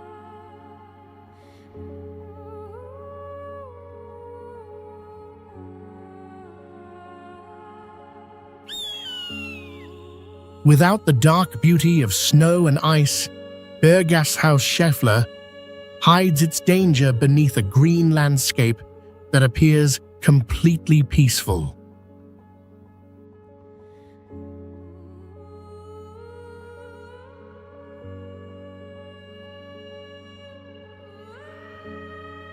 The refuge balances on a narrow, winding ridge, making the entire mountain look like the sharp backbone of a giant dragon.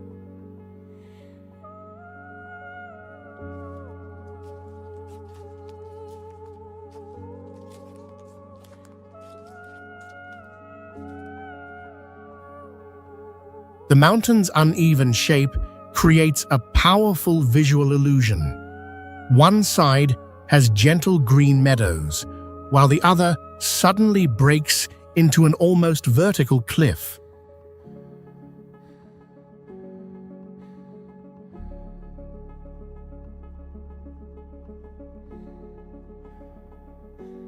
The grey limestone layers were compressed and bent into enormous folds, preserving evidence of tectonic collisions from millions of years ago.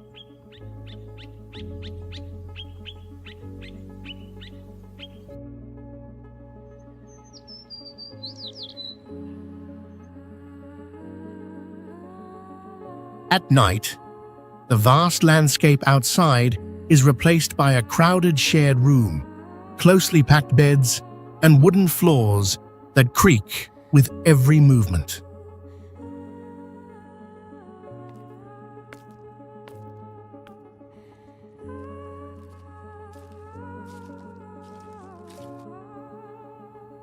When fog erases the edge of the abyss, cowbells rising from the valley echo across the cliffs, making the peaceful landscape feel haunted by a danger that can no longer be seen.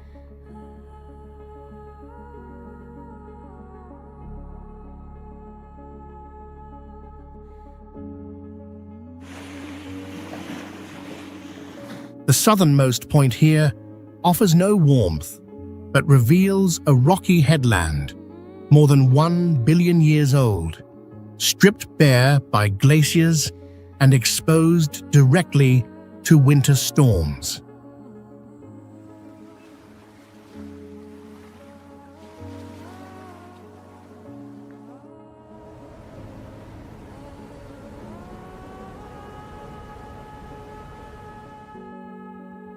When fog forms because of temperature differences between ocean currents, visibility around Lindesen can disappear completely, leaving ships unable to see the reefs directly ahead.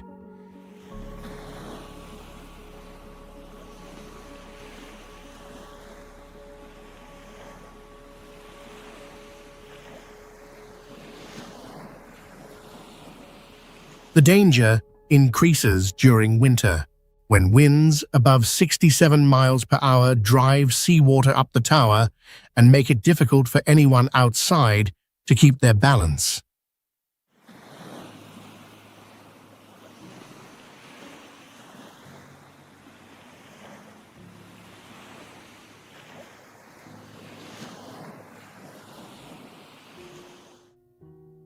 Its first light came from only 30 weak tallow candles, then depended on keepers who shoveled coal every day through freezing cold and black dust.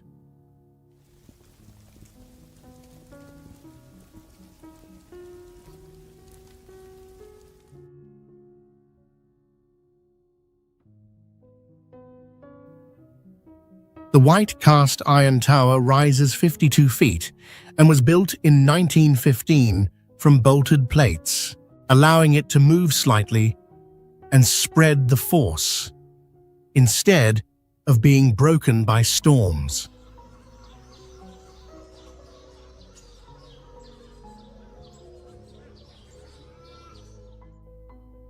Among black rocks, white sea foam, and old war bunkers, the last lighthouse keepers still remain, making Lindesen feel like one of the few lonely houses still inhabited in the age of automation.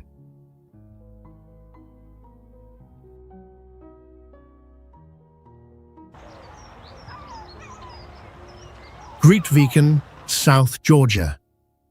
In the near Antarctic Sea, with almost no way back, Grytviken was once a small industrial settlement where people lived among icy winds, snowy mountains, and ocean water only 34 to 36 degrees Fahrenheit.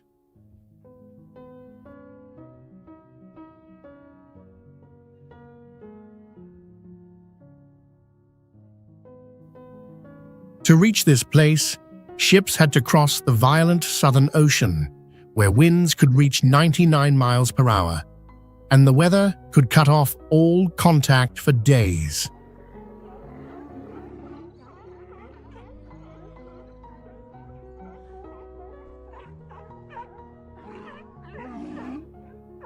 For 60 years, residents survived around the whaling station, but isolation, cold, and a brutal industry made the town depend completely on supply ships.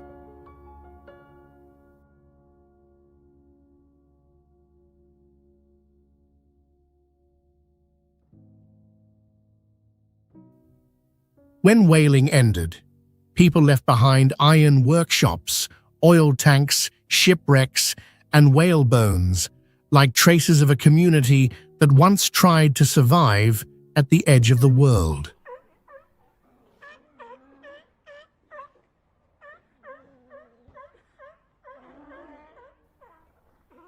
Today, elephant seals weighing up to 8,818 pounds lie on the old concrete floors, making Grytviken feel like an empty village where nature has taken back everything humans abandoned.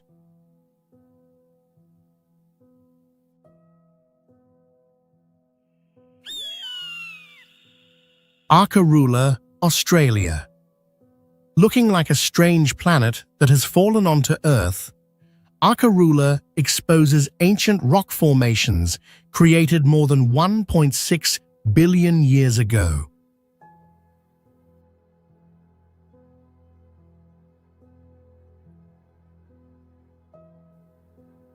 Under heat that often rises above 113 degrees Fahrenheit, twisted red-orange mountain ridges form a powerful contrast with bright blue water pools hidden deep inside the gorges.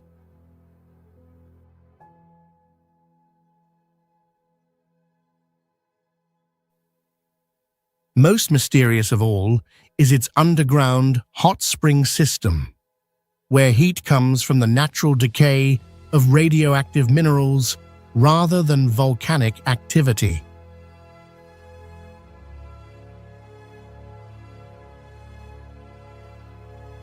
Beyond its geological value, Arkarula is also an important private sanctuary for the rare yellow-footed rock wallaby, an animal that survives on dangerous rocky cliffs.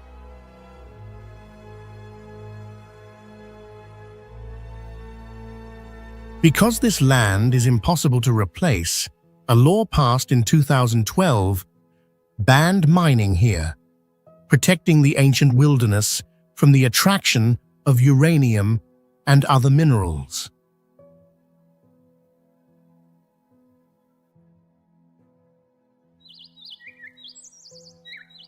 Seen from the valley, this rock resembles a giant needle piercing the sky, but it is actually the core of a volcano that became extinct nearly 2 million years ago.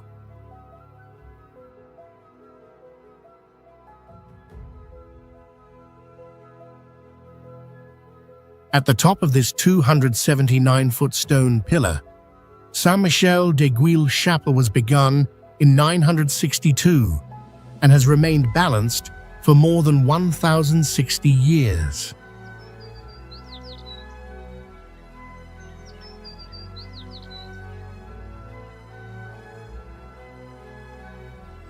Its long survival is partly supported by an extremely dense breccia core with great strength, while the narrow shape divides the wind to both sides instead of allowing it to strike the chapel directly.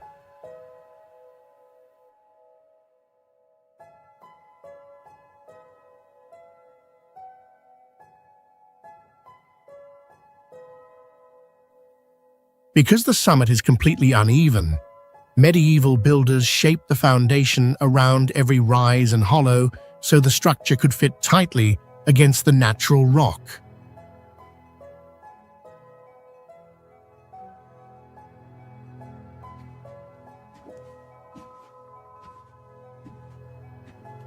After every stone block and container of mortar was carried up the narrow stairway, 12th century workers also built arches beyond the cliff edge to create more floor space.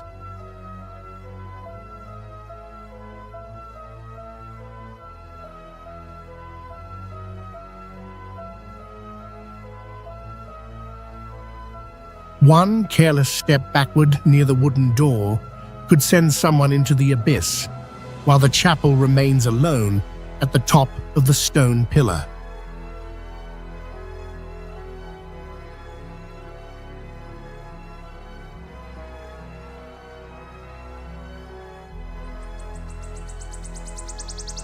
Pilgrimage Church of Maria Gern, Germany. Under the shadow of a giant mountain, Maria Gern Church looks as if nature has pressed it smaller until it feels unbelievably fragile.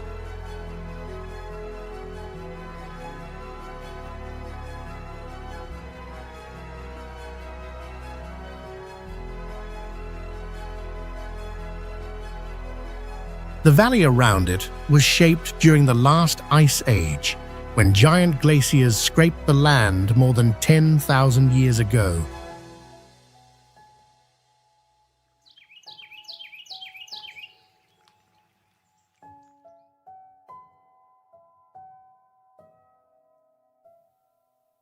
Because the mountain behind rises over 8,858 feet, the large Baroque building looks tiny, like a toy placed under a huge stone wall.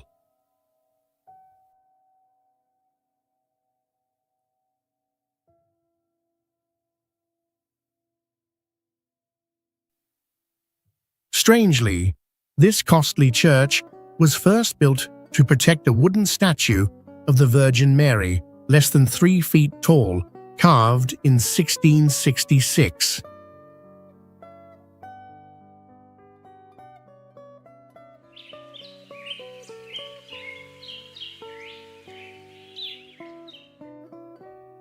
From 1708 to 1710, the main structure was finished in only 2 years, in harsh mountain terrain and without modern machines.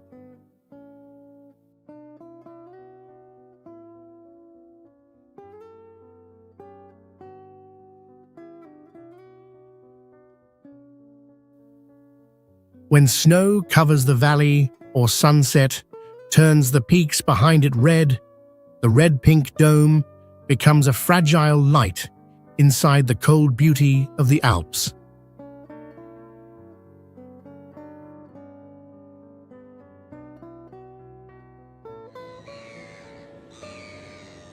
On a headland where only low grass can cling to the ground, Kermorven's white square tower directly faces Atlantic storms, while sea spray can rise more than 98 feet and cover the entire structure.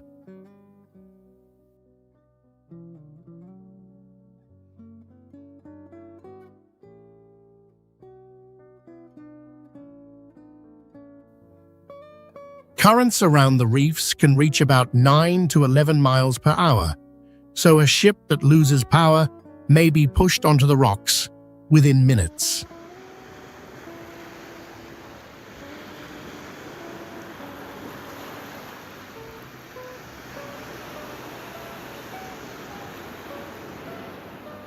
Winds carrying salt crystals often exceed 81 miles per hour, constantly wearing away exposed surfaces and preventing trees from taking root on the headland.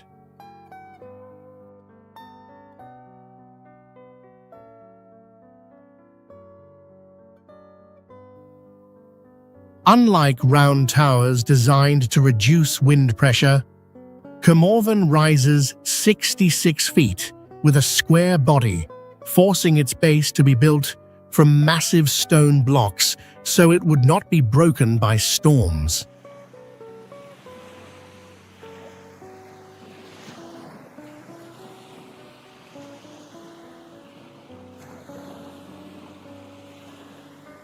The keepers once depended on a single stone bridge, but when storms covered the passage, they became completely trapped beside the rough sea.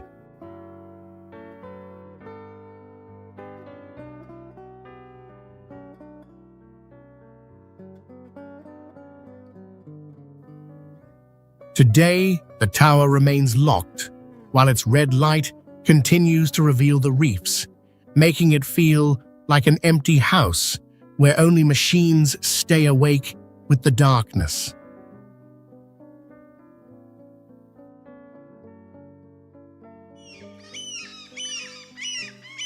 Panagia Hozoviotisa Monastery, Greece.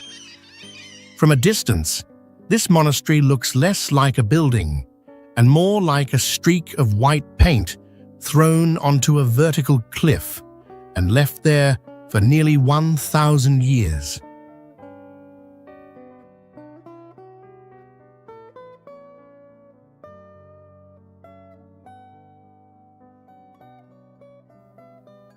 The structure is attached directly to a near-vertical rock wall about 984 feet above the sea, making it appear as if it is floating in mid-air without support.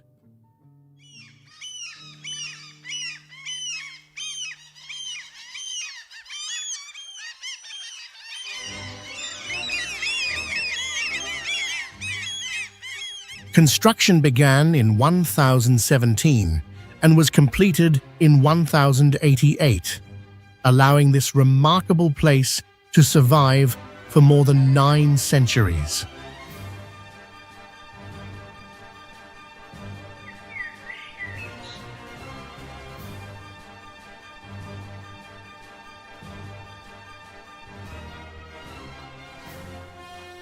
Inside is an extremely narrow, 8-story structure, with some sections only about 16 feet wide, causing the building to blend into the cliff behind it.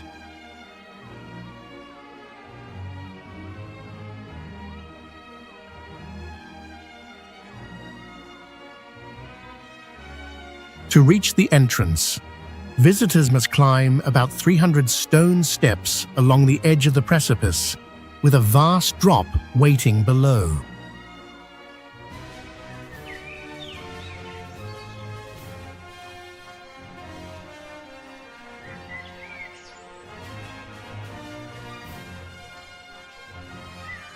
After centuries of resisting rock, wind, and sea, this place still exists like a lonely house of faith, hanging high above the world.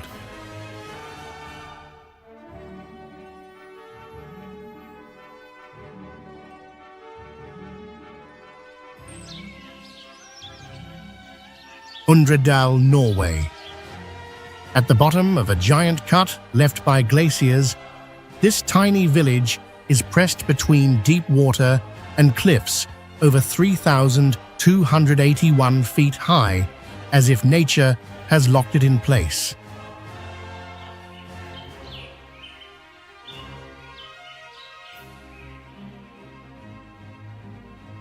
Close to shore, the fjord floor can drop more than 1,640 feet, where meltwater floats above salty seawater and creates a dark, cold blue like a sleeping abyss.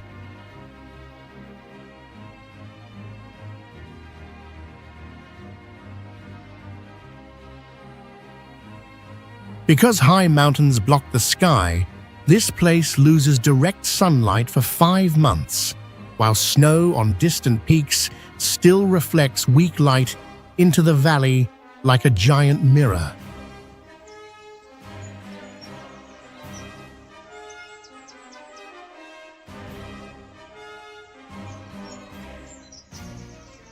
Until 1988, the village was almost cut off from the world because there was no road connection, while its 900-year-old wooden church still stands through ancient timber, joining without iron nails.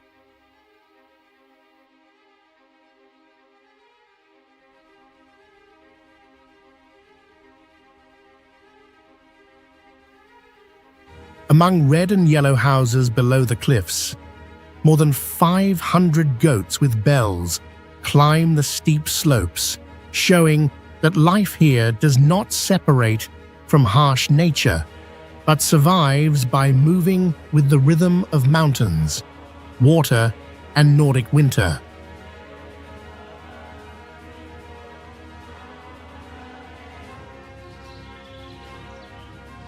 Tongil Village, China. On a mountainside sloping up to 60 degrees, this dark grey wooden village clings to the rock as if life here is a constant fight against gravity.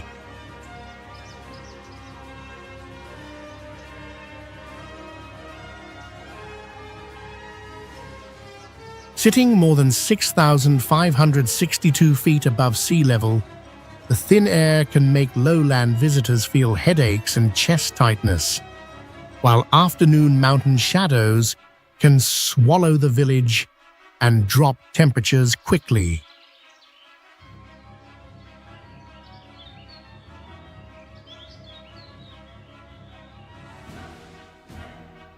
Nearly 150 houses are joined with traditional wooden joints without iron nails, giving the structures enough flexibility to face earthquakes and mountain winds.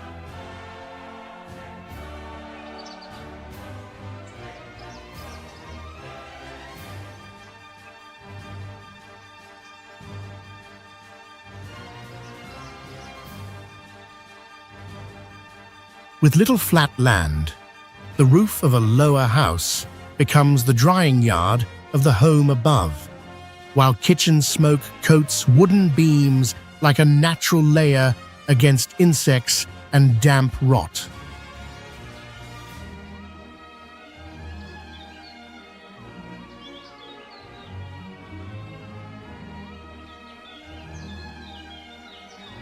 When fog covers the mountain base, the whole village looks as if it is floating above the clouds, while dark, narrow paths and songs echoing through the canyon make it feel like a world isolated from time.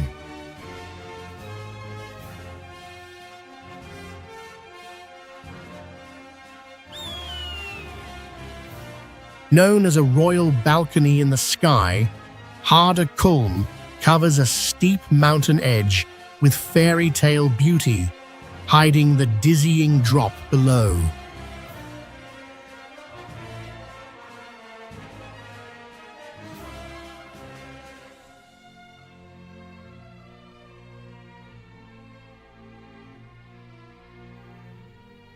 To reach an altitude of more than 4,265 feet, visitors ride a rail funicular over 100 years old that climbs along the mountainside.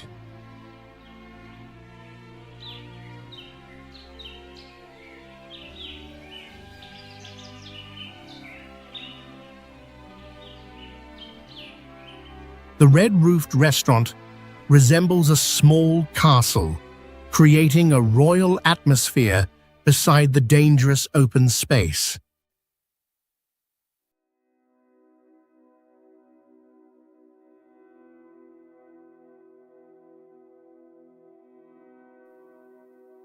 That illusion disappears on the steel platform, extending beyond the cliff like the bow of a ship, where a glass floor forces visitors to look into the deep forest below.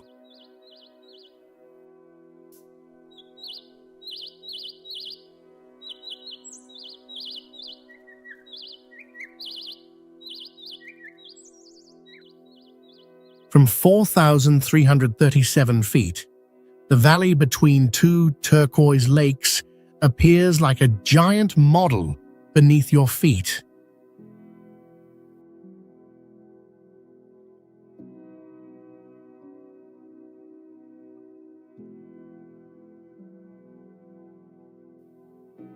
Across the horizon, three icy mountains higher than 13,123 feet form a white wall, reminding humans how small they remain before nature.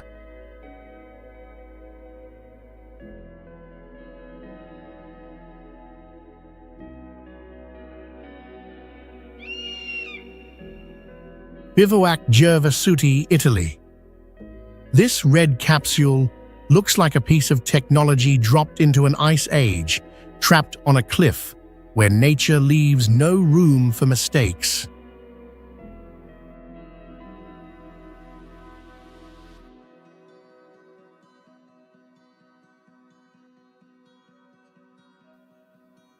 At about 9,301 feet high, oxygen levels are only around 70%, making the body lose breath quickly before it can adapt to the high mountain environment.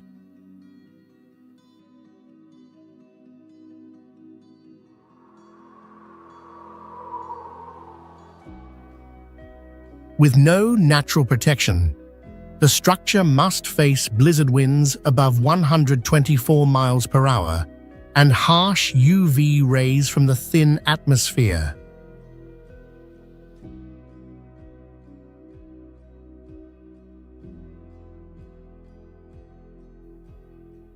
Instead of traditional stone or brick, the structure was made from fiberglass and composite alloy, 33 feet long, but weighing only about 4,365 pounds, so a helicopter could lift it to its current position.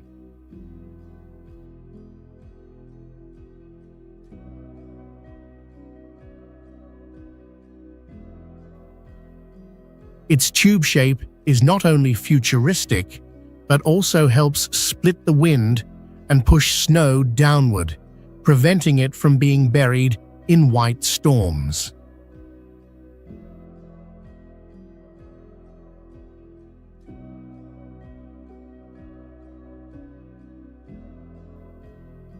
Inside, the floor area is only about 323 square feet, yet it can hold 12 bunk beds, turning this small capsule into a survival home, among broken rock, cold ice, and deep drops.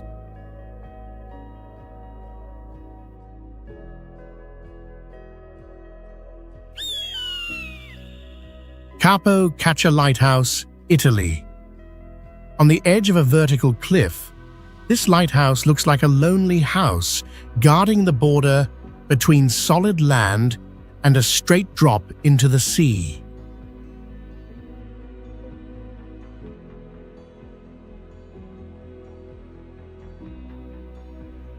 It does not stand on ordinary rock, but clings to cast limestone formed during the Cretaceous period, about 100 to 140 million years ago.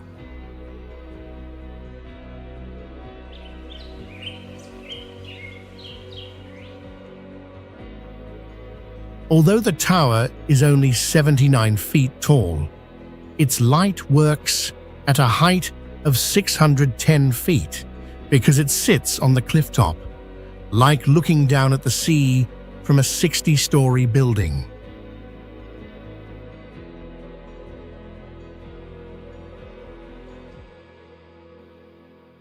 Its exposed position over the water forces the structure to face northwest winds that can exceed 62 miles per hour, turning the cliff edge into an extremely dangerous place.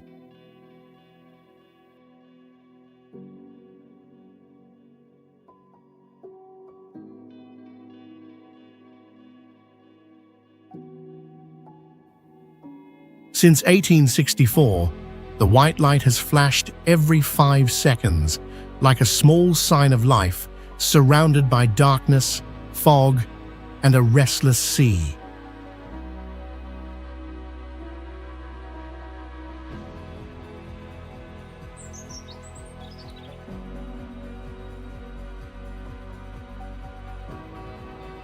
Before automation, lighthouse keepers lived in isolation here among storms, a 90-degree cliff, and more than 650 steps carved into the mountain like an exhausting path back to safety.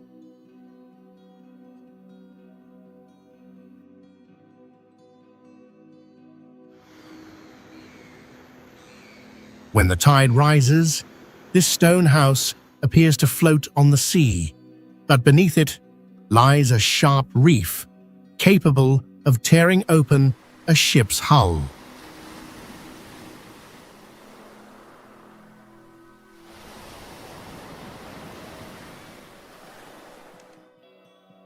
Ram Island Ledge light stands on a strip of rock that appears only at low tide, then disappears beneath about 10 to 13 feet of water when the tide returns.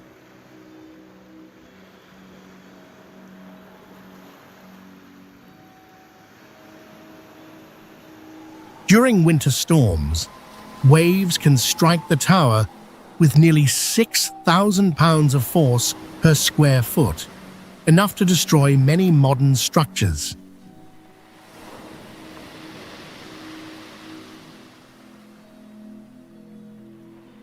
To survive that pressure, the tower rises about 72 feet and is built from granite blocks weighing up to 4 tons, locked together with dovetail joints.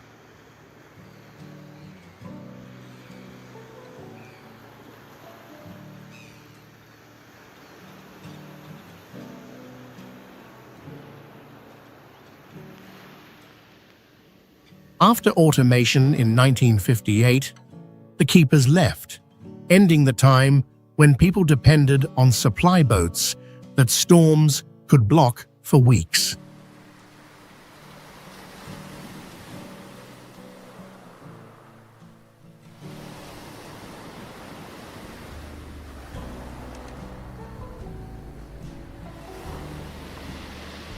Every 6 seconds, 2 flashes cut through the thick fog, making Ram Island Ledge Light look like a lonely house still trying to guide ships across a sea determined to swallow it.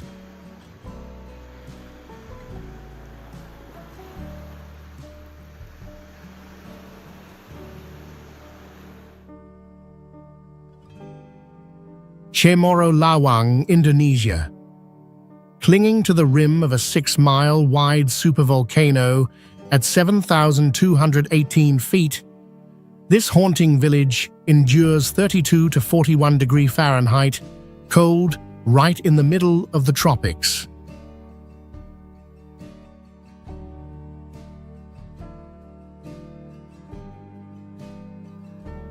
The border of survival appears clearly where the landscape splits between lush green pine forest and a 12,973-acre sea of ash, where wind can raise black storms that erase visibility.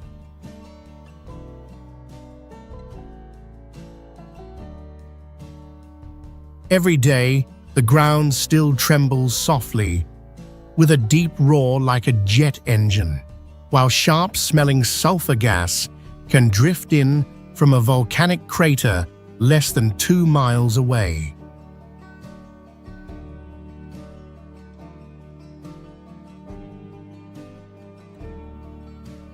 To adapt to this harsh environment, residents build low-ceiled houses and wrap themselves in colorful cloth to fight the cold and block volcanic dust when they go outside.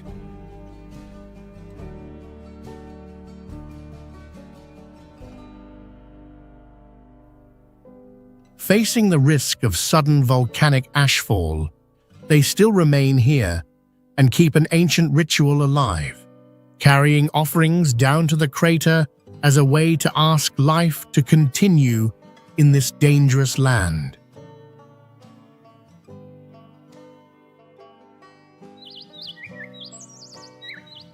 From the plain, stone pillars rising more than 1,312 feet reach straight into the sky, while the monasteries remain isolated on nearly vertical summits.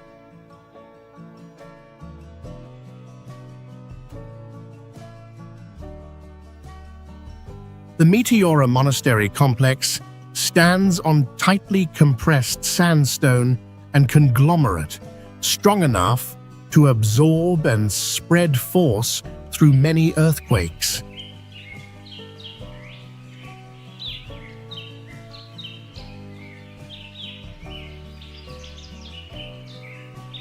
Beginning in the 9th century, the first hermit monks lived inside natural cavities halfway up the nearly vertical cliffs, where one small mistake could lead to an unstoppable fall.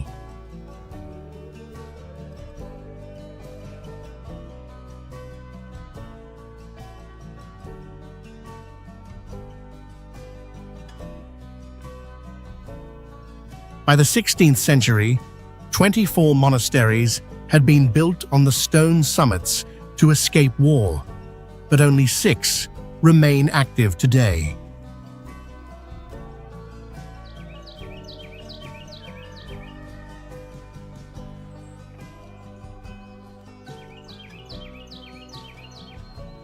Before the 20th century, visitors had to sit inside rope nets and be pulled hundreds of feet upward by hand-operated pulleys, while the ropes were replaced only when the monks believed God allowed them to break.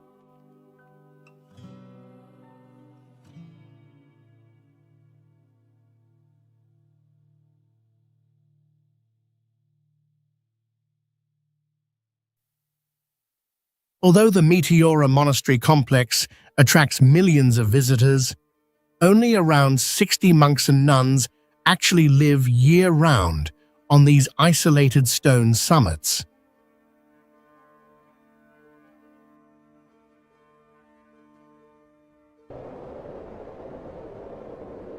Capanna Margherita, Italy. Inside are warmth, food, and scientific research. But outside this metal house are permanent ice, low pressure, and lightning strikes that can kill.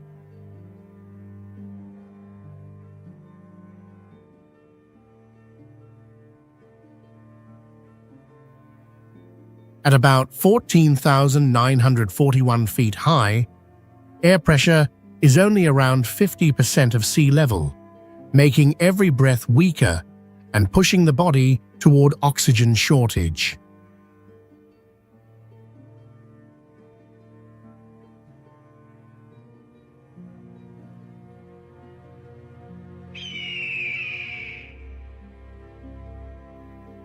Because it often faces lightning on an exposed summit, the copper alloy outer shell turns the building into a Faraday cage, guiding electricity around the outside instead of letting it pass through the interior.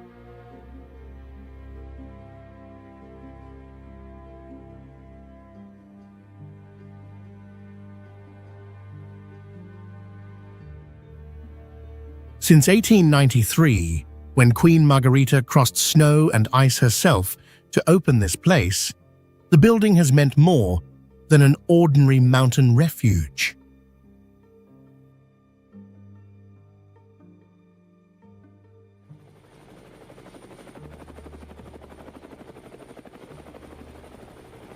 By 1980, the modern version had to be assembled with 74 helicopter flights, with part of the structure extending over a deep cliff, as if floating between clouds and ice.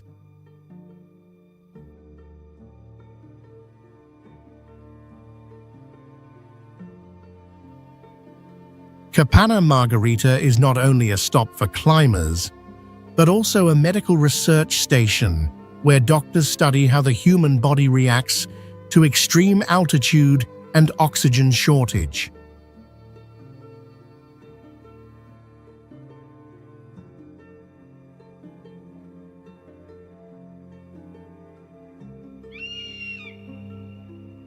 Across the vast sands of the Sahara, Enadi's sandstone arches and towers rise like remnants of a world that once looked completely different.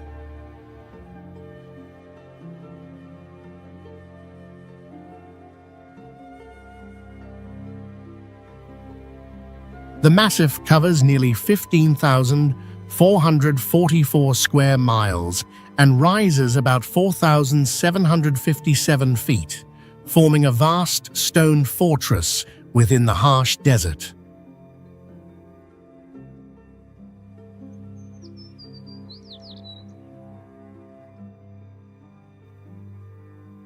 In temperatures that can reach 122 degrees Fahrenheit, deep canyons trap moisture and block part of the sunlight, allowing water to survive instead of evaporating quickly.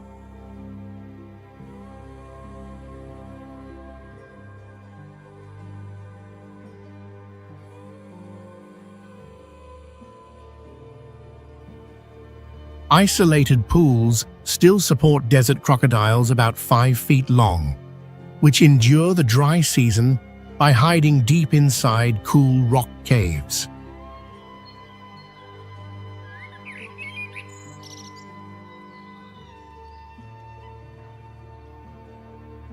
Rock paintings up to 7,000 years old show elephants, giraffes, and grasslands, proving that the Sahara was once green and fertile.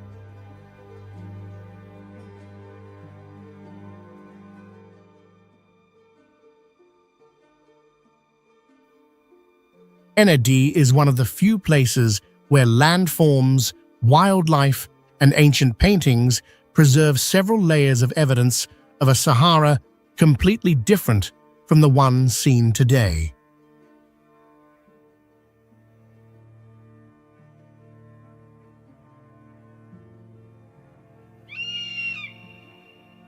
El Chaltén, Argentina.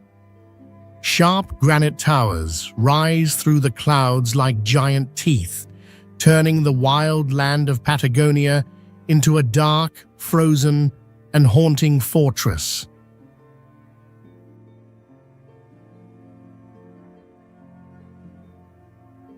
Beneath peaks rising more than 11,155 feet stands El Chaltén, a young settlement founded in 1985 on a remote frontier and now known as Argentina's national trekking capital.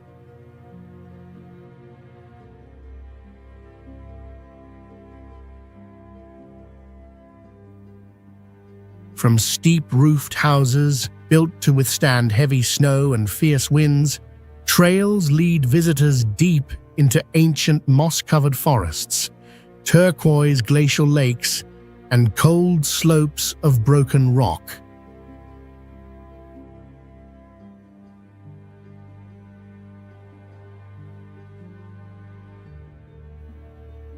Yet this beauty always comes with danger, because in a single day, the weather can change from brilliant sunshine to violent snowstorms and wind gusts reaching 93 miles per hour.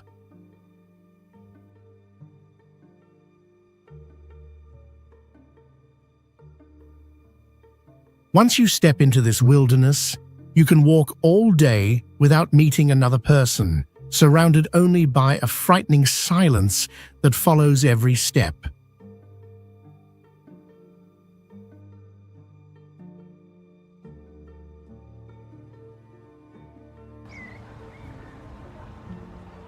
Lid Island, Iceland. Would you dare live alone in the only white house on an island only about 110 acres wide, thrown into the sea wind like a survival challenge?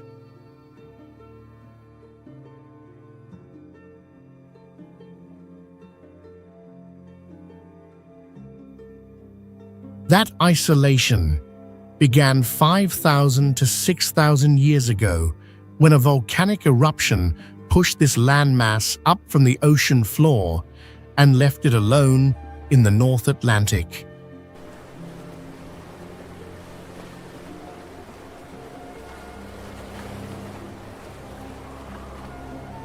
On the island's curved surface, shaped like half of a giant upside-down bowl, the house does not belong to a billionaire or aliens, but was built by a puffin hunting association in 1953 as a temporary shelter.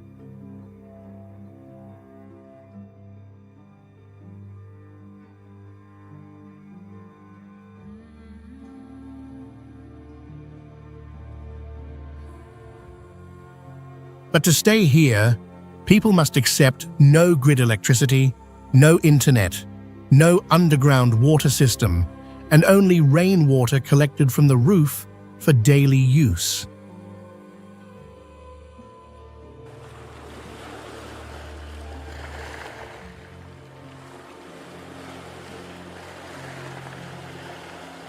Outside the house are black basalt cliffs, dropping almost 90 degrees into the violent sea, making this place feel more like a natural fortress than a resting spot.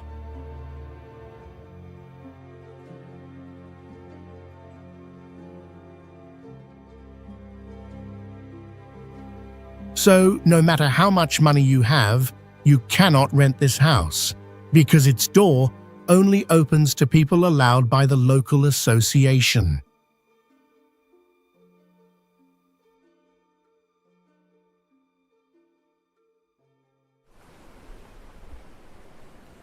More than 50 nearly round stones lie scattered across the sand at Kekohoi, creating a landscape unlike any ordinary beach.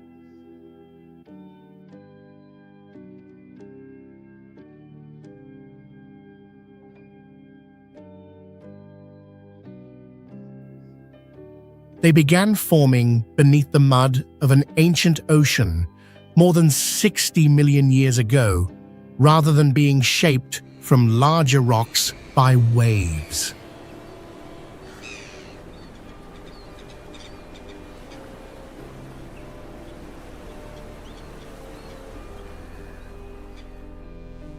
Minerals gradually collected around shells or plant fragments, then hardened into layers that grew outward from the center, much like the way oysters form pearls.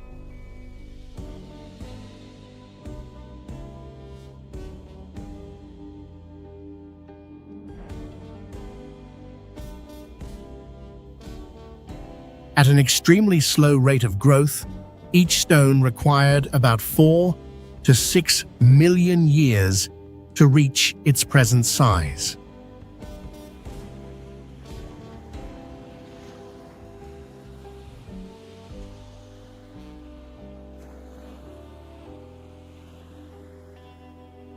As the softer surrounding rock was worn away by the sea, the harder spheres emerged, while cracks filled with calcite crystals formed polygonal patterns across their surfaces.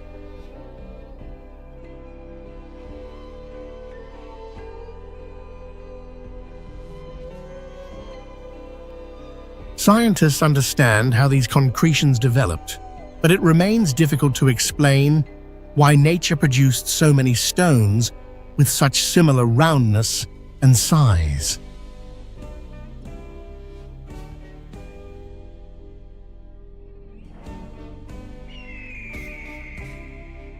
Baluzek sits on a basalt point, reaching into the cold sea, like a guard post trapped between grey sky and deep, dark water.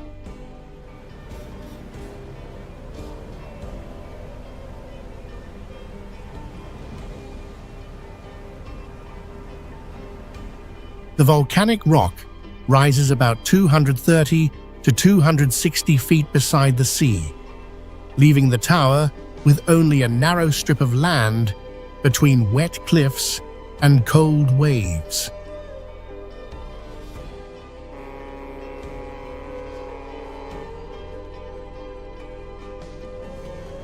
During storm season, seawater can blast up to 49 feet high, while sharp, hidden rocks around it are strong enough to break apart the hull of any ship that drifts off course.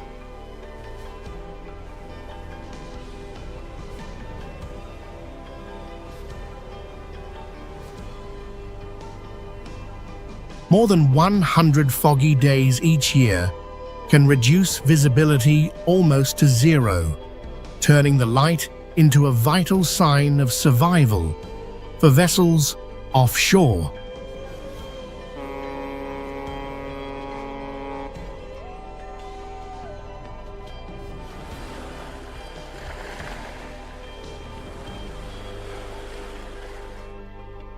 The name Baluzek comes from a naval artillery lieutenant in the 1857 survey, giving this place a clear military identity.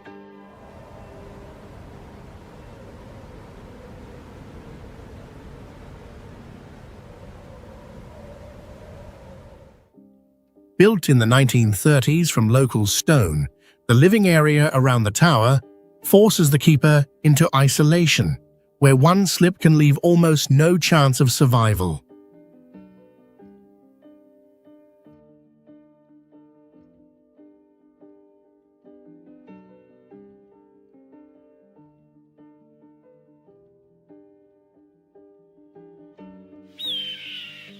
Tlyaratinsky District, Russia. On the steep slopes of the Caucasus Mountains, the stone villages of Tlyaratinsky cling tightly to the cliffs, so closely built that the roof of one house can become the walkway for the home above it.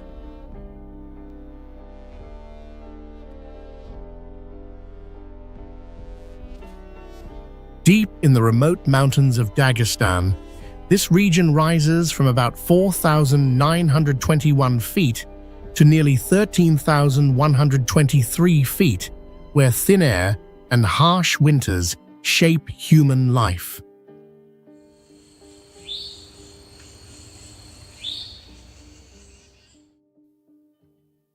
In deep valleys surrounded by high mountains, sunlight appears for only about 6 hours each day, forcing local people to live according to the natural rhythm of light and darkness.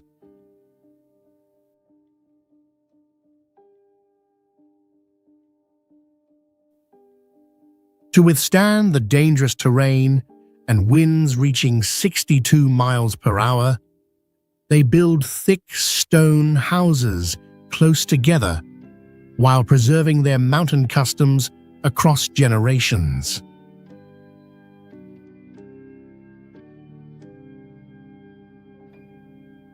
This harshness becomes even clearer on narrow dirt roads running beside ravines hundreds of feet deep, where every journey demands absolute caution.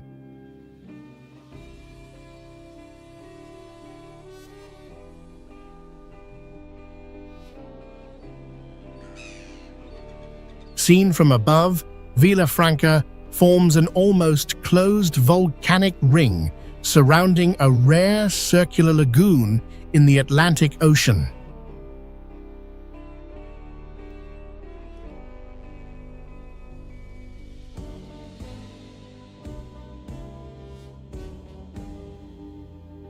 The structure formed about 4,000 years ago, when an underwater eruption pushed up ash and pumice that later hardened into the island's rim.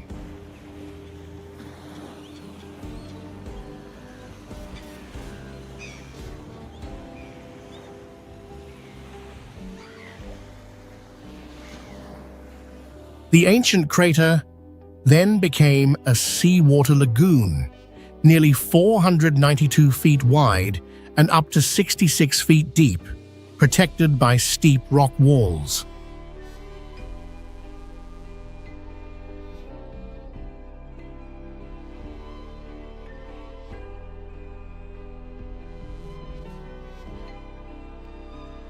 Only one narrow channel connects the lagoon to the ocean, causing waves to lose most of their energy before entering.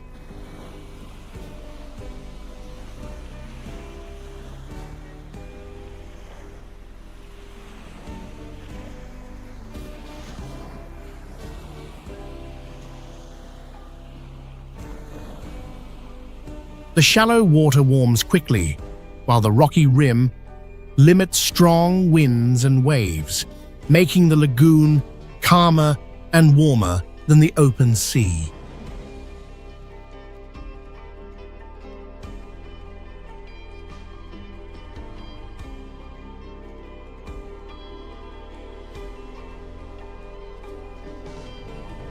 Although its volcanic origin is understood, the fact that an ancient crater still preserves a circular shape and stable water within the ocean makes Villafranca exceptionally rare.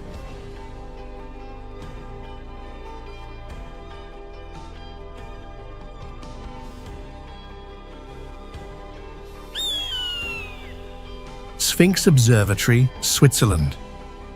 This observatory is like an eye made of stone and steel, standing on a sharp mountain ridge among permanent snow and ice to watch the sky.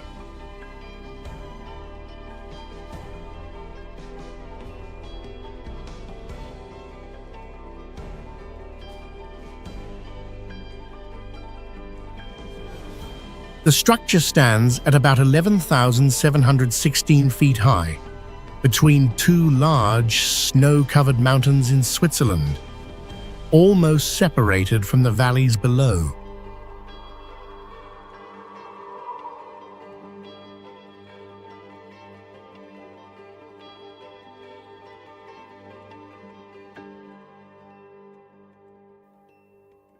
It is connected to Jungfraujoch, home to the highest railway station in Europe and one of the continent's highest permanently staffed research facilities.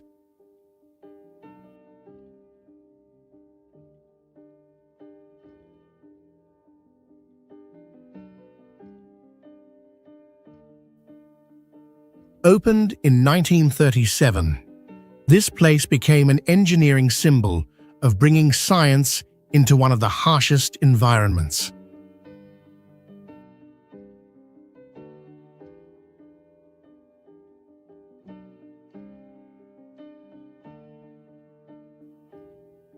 Its astronomy dome can open and close to protect telescopes from winds up to about 124 miles per hour, while many laboratories are reserved for meteorology and cosmic ray research.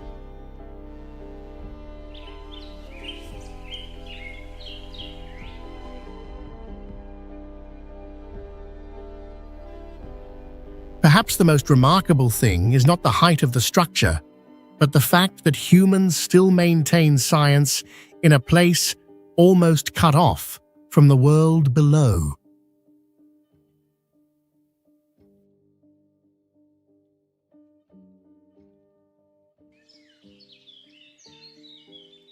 San Gimignano, Italy.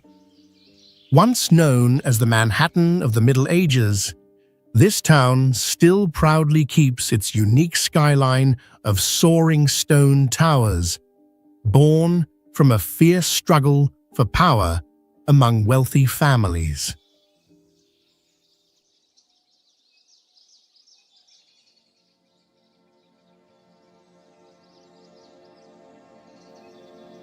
At the height of its prosperity, greed and rivalry drove them to build around 72 towers, with some reaching 164 feet to display their status. Yet only 14 remain standing today.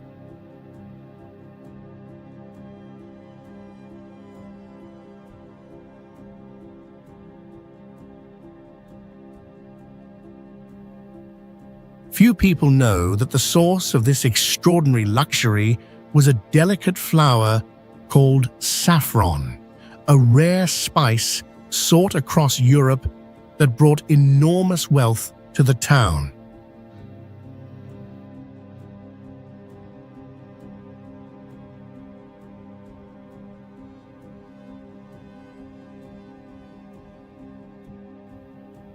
Yet that glorious age collapsed tragically in 1348 when the plague swept through the town, killed about 2/3 of its population, and pushed this once busy center into a long decline.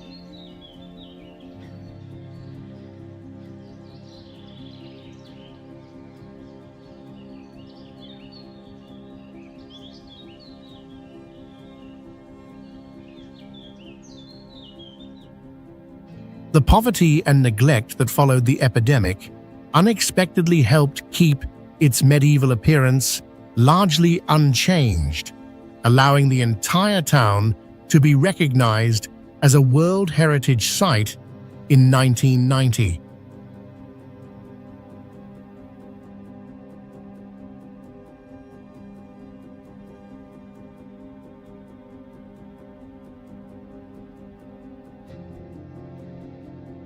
Needles Lighthouse. If you think a lighthouse is simply a guiding light, then Needles Lighthouse was built to face fog, submerged rocks, and some of the most dangerous waters around England.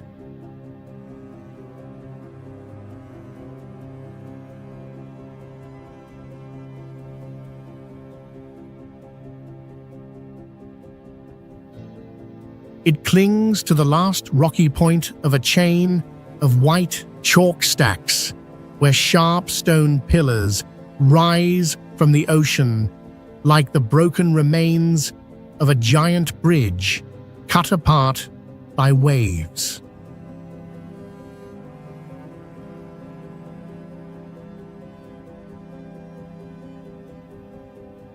Beneath that beauty lies soft chalk, a type of limestone that erodes easily, allowing the sea to slowly wear away the cliffs year after year.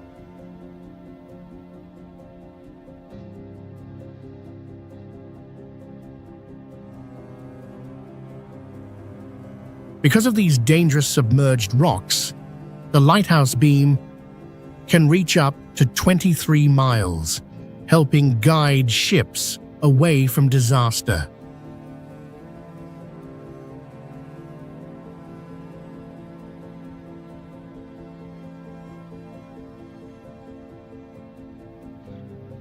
The current lighthouse was built in 1859 to replace an older beacon on the high cliffs, where thick fog often swallowed its warning signal.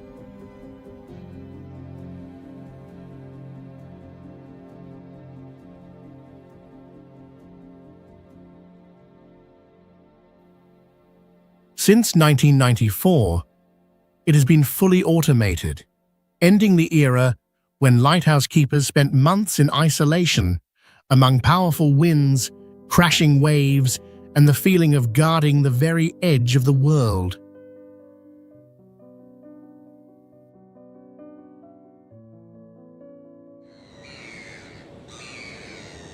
Rising like a stone fang from a grey sea, this structure stands where the full force of the North Atlantic strikes the rock before moving toward land.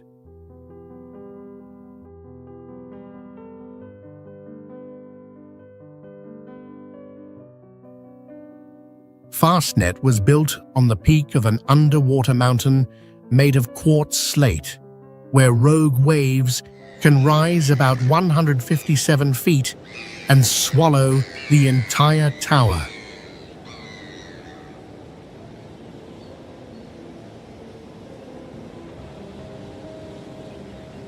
To resist that force, the current tower stands about 177 feet tall and is formed from 2,074 granite blocks, joined by dovetail grooves that lock the structure into one solid body.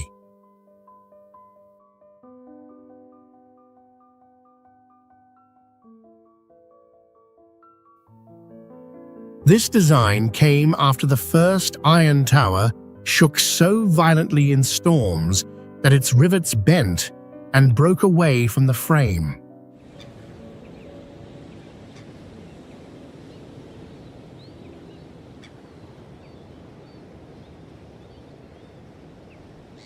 From 1899 to 1904, workers could build for only a few days each month because rough seas forced them to leave the rock immediately.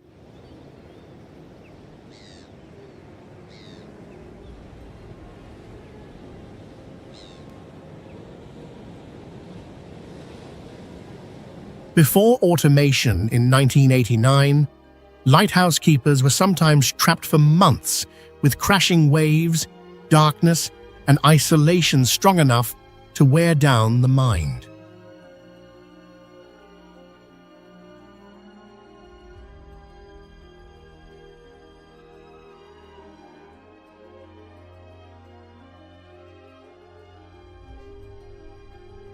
International Space Station.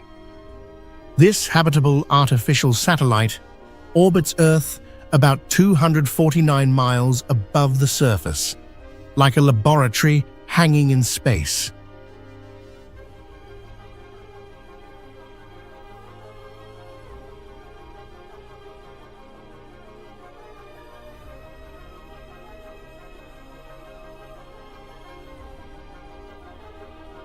Its most fascinating feature is the direct view down to Earth, where astronauts can see the planet's curve, giant swirling storms, glowing auroras, and cities shining at night beneath a thin, bright layer of atmosphere.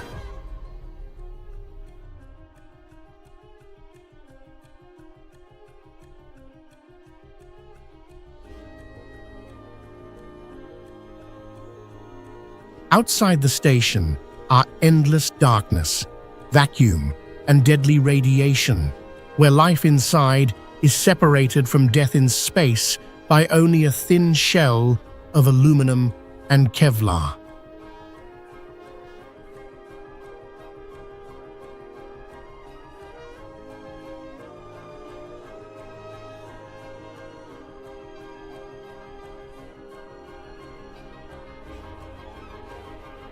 Inside that shell is a narrow maze filled with cables, screens, storage bags, and scientific equipment fixed to the walls.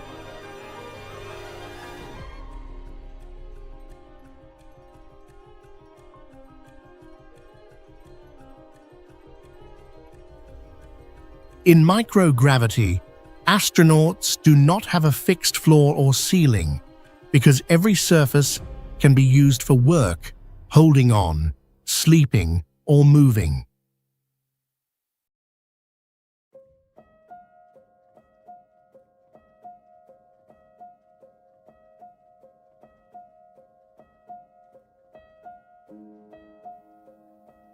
This contrast between Earth's beauty outside the window and the cramped living space inside makes it humanity's most fragile, yet extraordinary outpost beyond the planet.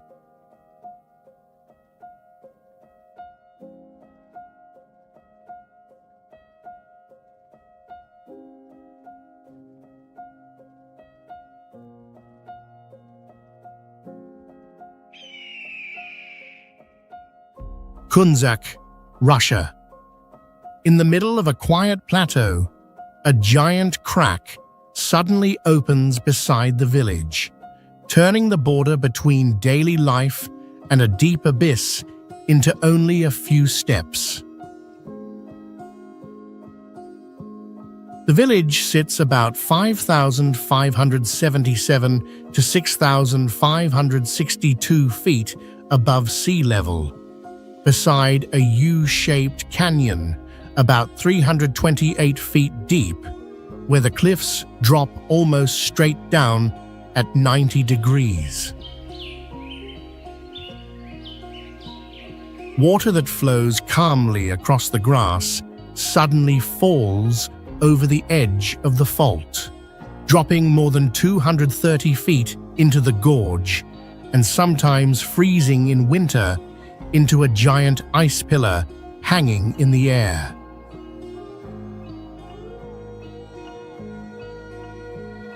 Many houses stand only a few feet from the canyon edge, and in some places, opening a window means seeing the dark, empty drop below, making caution a daily survival instinct for residents.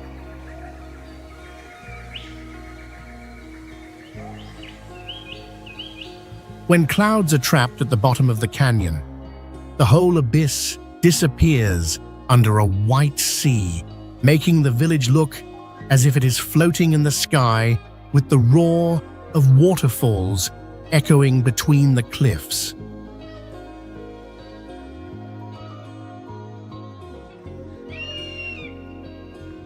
A giant needle of rock, Aiguille du Midi, cuts into the sky, where humans must hang from thin cables to move closer to the abyss.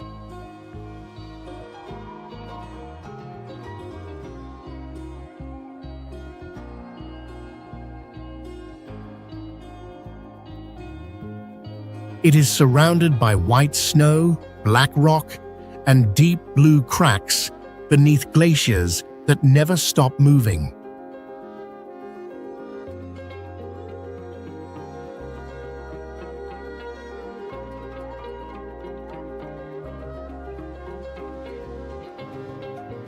Its sharp granite peak also acts like a natural lightning rod, causing lightning to strike the metal towers and shake the rock below.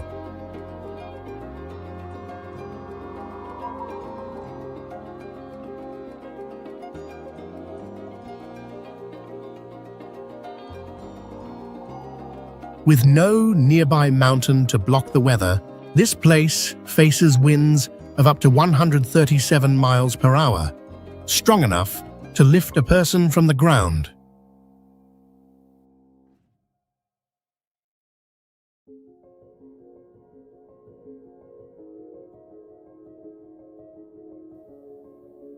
The most frightening experience is a 5-layer glass box extending beyond the cliff, with more than 3,281 feet of empty space below.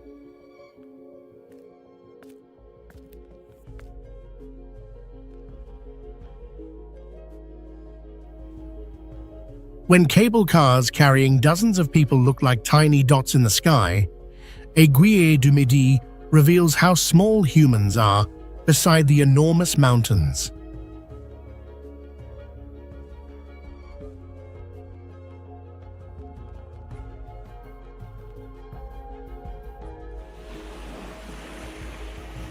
Vila do Corvo, Portugal.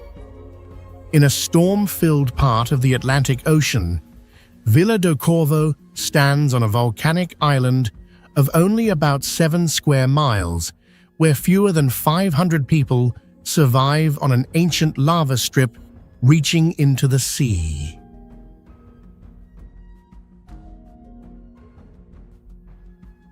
Because the island has almost no natural protection, black basalt houses were built tightly together along narrow lanes to reduce the force of violent ocean storms.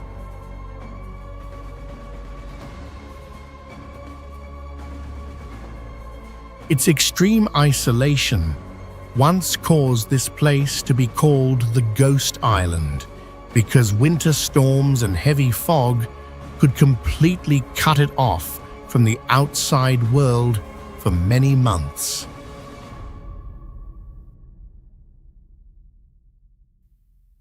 On such a tiny island, flat land is so rare that the only runway, about 2,625 feet long, takes up most of the living space, and when no planes arrive, villagers simply walk across it like a normal road.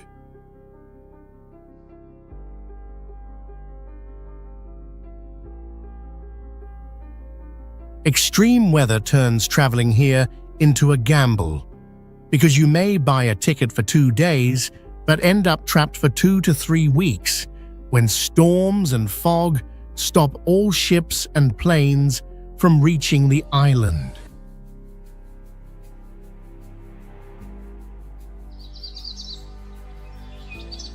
Laojun Mountain, China. When a sea of clouds rises high enough to swallow the lower slopes, the summit looks like an island drifting across the sky.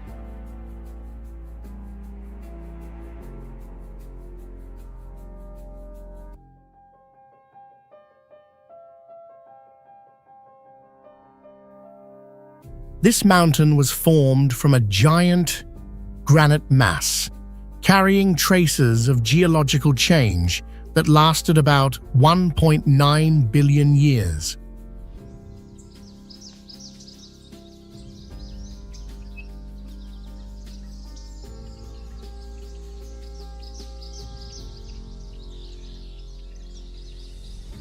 Its highest peak rises to about 7,274 feet. Where the air is thinner, the temperature drops sharply, and thick fog covers the area for more than 200 days each year.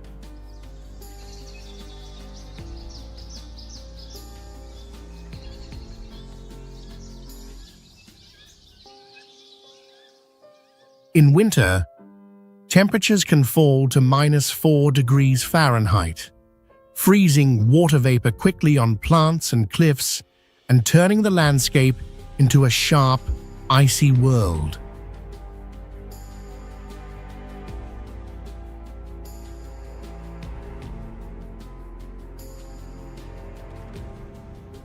About 2,500 years ago, this place became linked with Taoist tradition and turned into a sacred mountain of cultivation, retreat, and alchemy legends.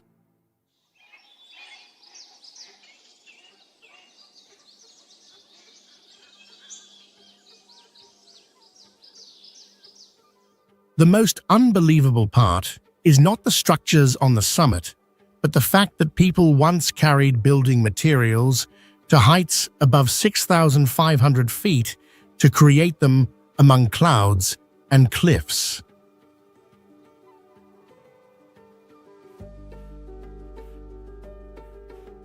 Teribirka, Russia. At the frozen edge of the Arctic Circle, Teribirka looks like a post-apocalyptic land where rotting wooden shipwrecks lie abandoned on the tidal shore beneath glowing northern lights.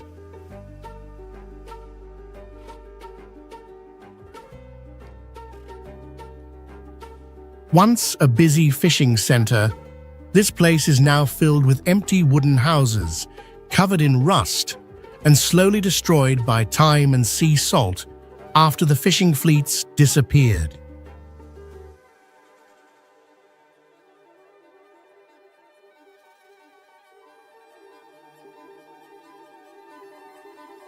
During the polar night that lasts more than 40 days, temperatures can fall to -22 degrees Fahrenheit, covering the whole settlement in darkness, ice, and freezing wind.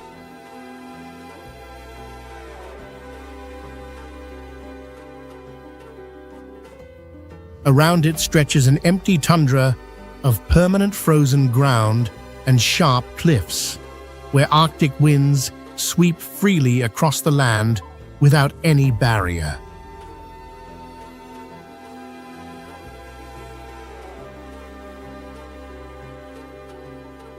Traveling here is a risky gamble because the weather can change from calm skies to blinding snowstorms in only 15 minutes, leaving visitors isolated in the middle of wild nature.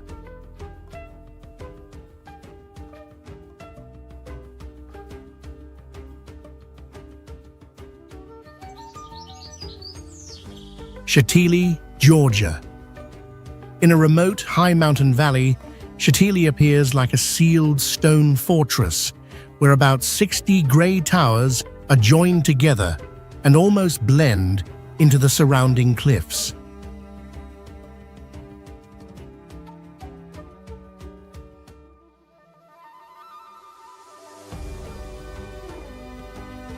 For centuries, each tower served as a home, a food store, and a guard post, helping local people defend the northern frontier of Georgia.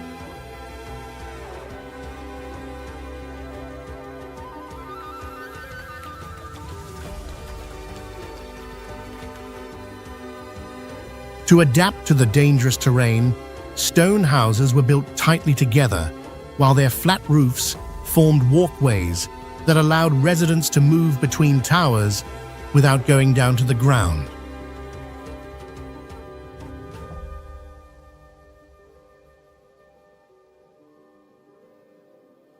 The village became even more naturally protected by a fast-flowing river, steep mountain slopes, and snow-covered peaks that leave it almost cut off during winter.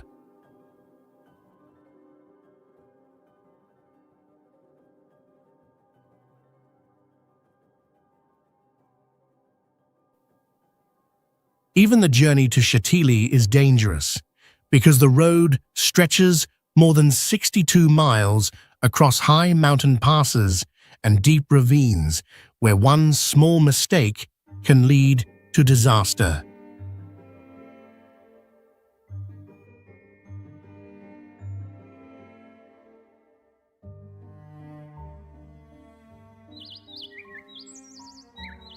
Beneath water so clear that it almost disappears, Silfra Fissure opens within a rocky zone being pulled apart by two continental plates.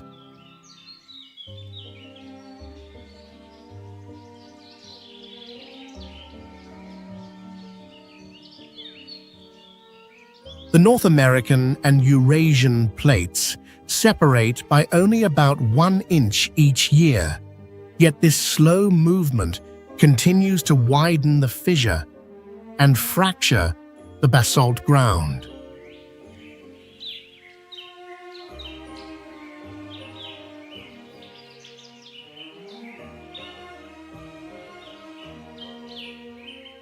Glacial meltwater takes between 30 and 100 years to pass through dozens of miles of porous volcanic rock, where tiny spaces trap most impurities before the water rises to the surface.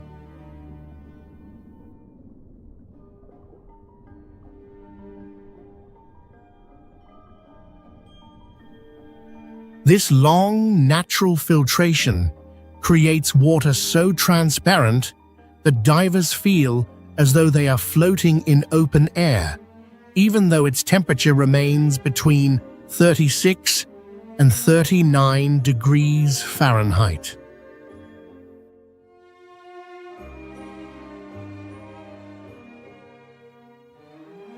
Underground currents prevent the water from freezing, while small earthquakes and falling rocks continually alter the passages inside the fissure.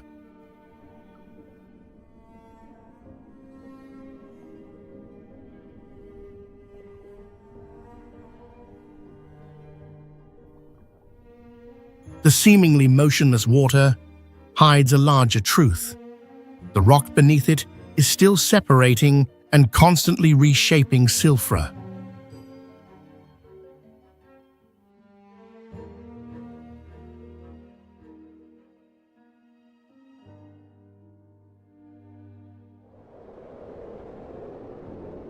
Villa Las Estrellas, Antarctica. In the coldest continent on Earth, a tiny civilian settlement still struggles to survive, while ice, violent wind, and near total isolation surround human life.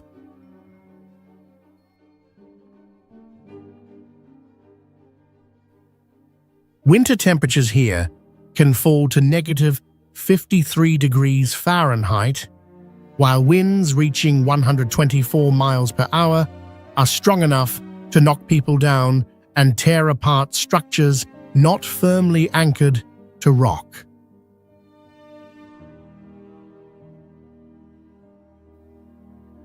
Houses are painted red or yellow, raised above the ground, and secured with steel cables, because in this endless white landscape without trees, losing direction or body heat can quickly become a fight for survival.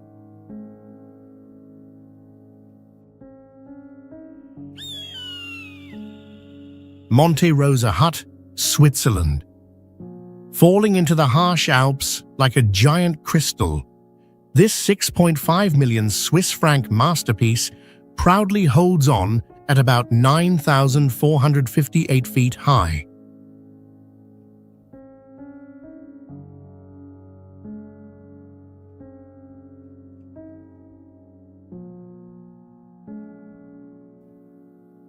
Its foundation rests on a permanent ocean of ice that keeps cracking, where UV rays and a snow-reflected light can cause snow blindness or skin burns very quickly.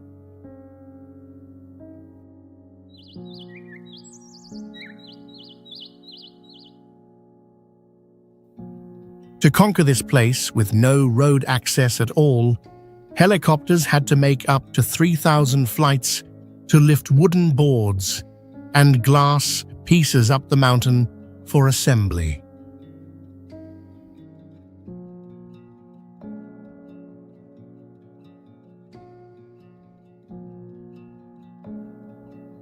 With a 22nd century look and a reflective aluminum glass shell, the building produces about 90% of its own energy through 1,292 square feet of solar panels.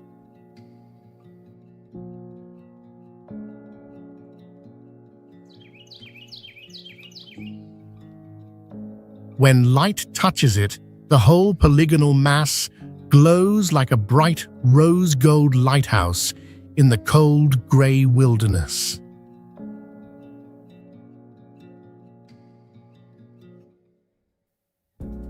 In contrast to the sharp, cold exterior, the warm, wooden core inside was carefully planned to provide enough space for 120 climbers overnight.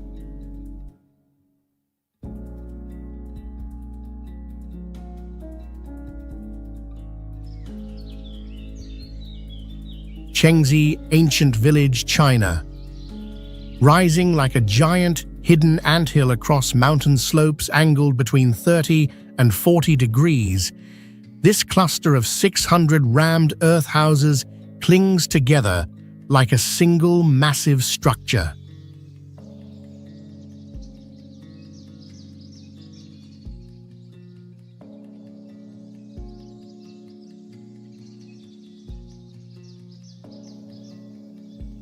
Its dark red earthen walls, measuring 24 to 31 inches thick, work as a natural climate system that keeps indoor temperatures between 59 and 68 degrees Fahrenheit, despite the harsh plateau weather.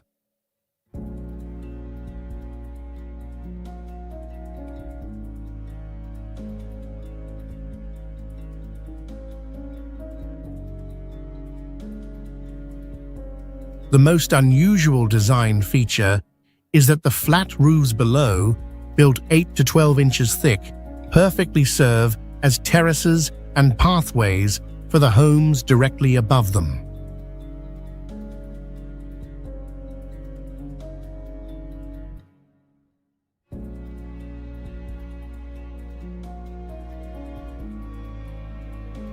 To resist erosion, ancient builders hid hollow tree trunks inside the walls as drainage channels, while the stepped layout helped weaken the destructive force of wind and rain.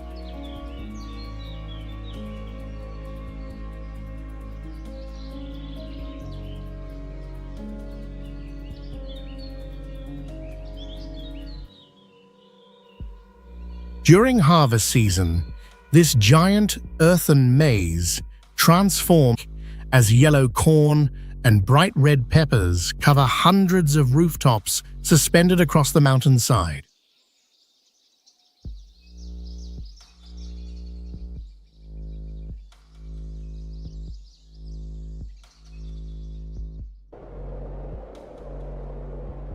Longyearbyen, Norway. At the edge of the Arctic Ocean stands a town where people are forbidden to die, because the frozen ground can slowly push buried coffins back to the surface after years trapped in ice.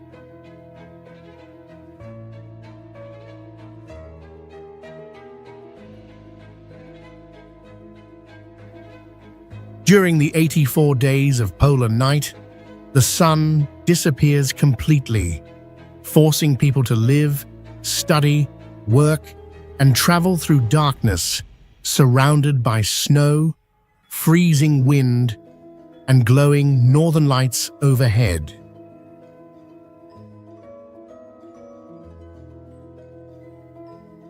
Houses here cannot be built directly on the ground, so every structure stands on deep support poles to stop indoor heat from melting the frozen earth and causing entire buildings to sink sideways.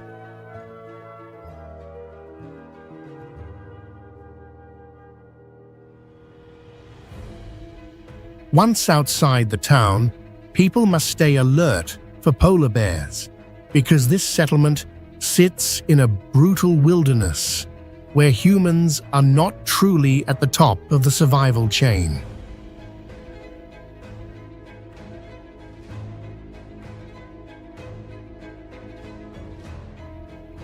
Hidden deep beneath the frozen mountain is a seed vault, protecting more than 1 million crop samples, turning this isolated Arctic town into one of humanity's final shelters if global disaster ever destroys life on Earth.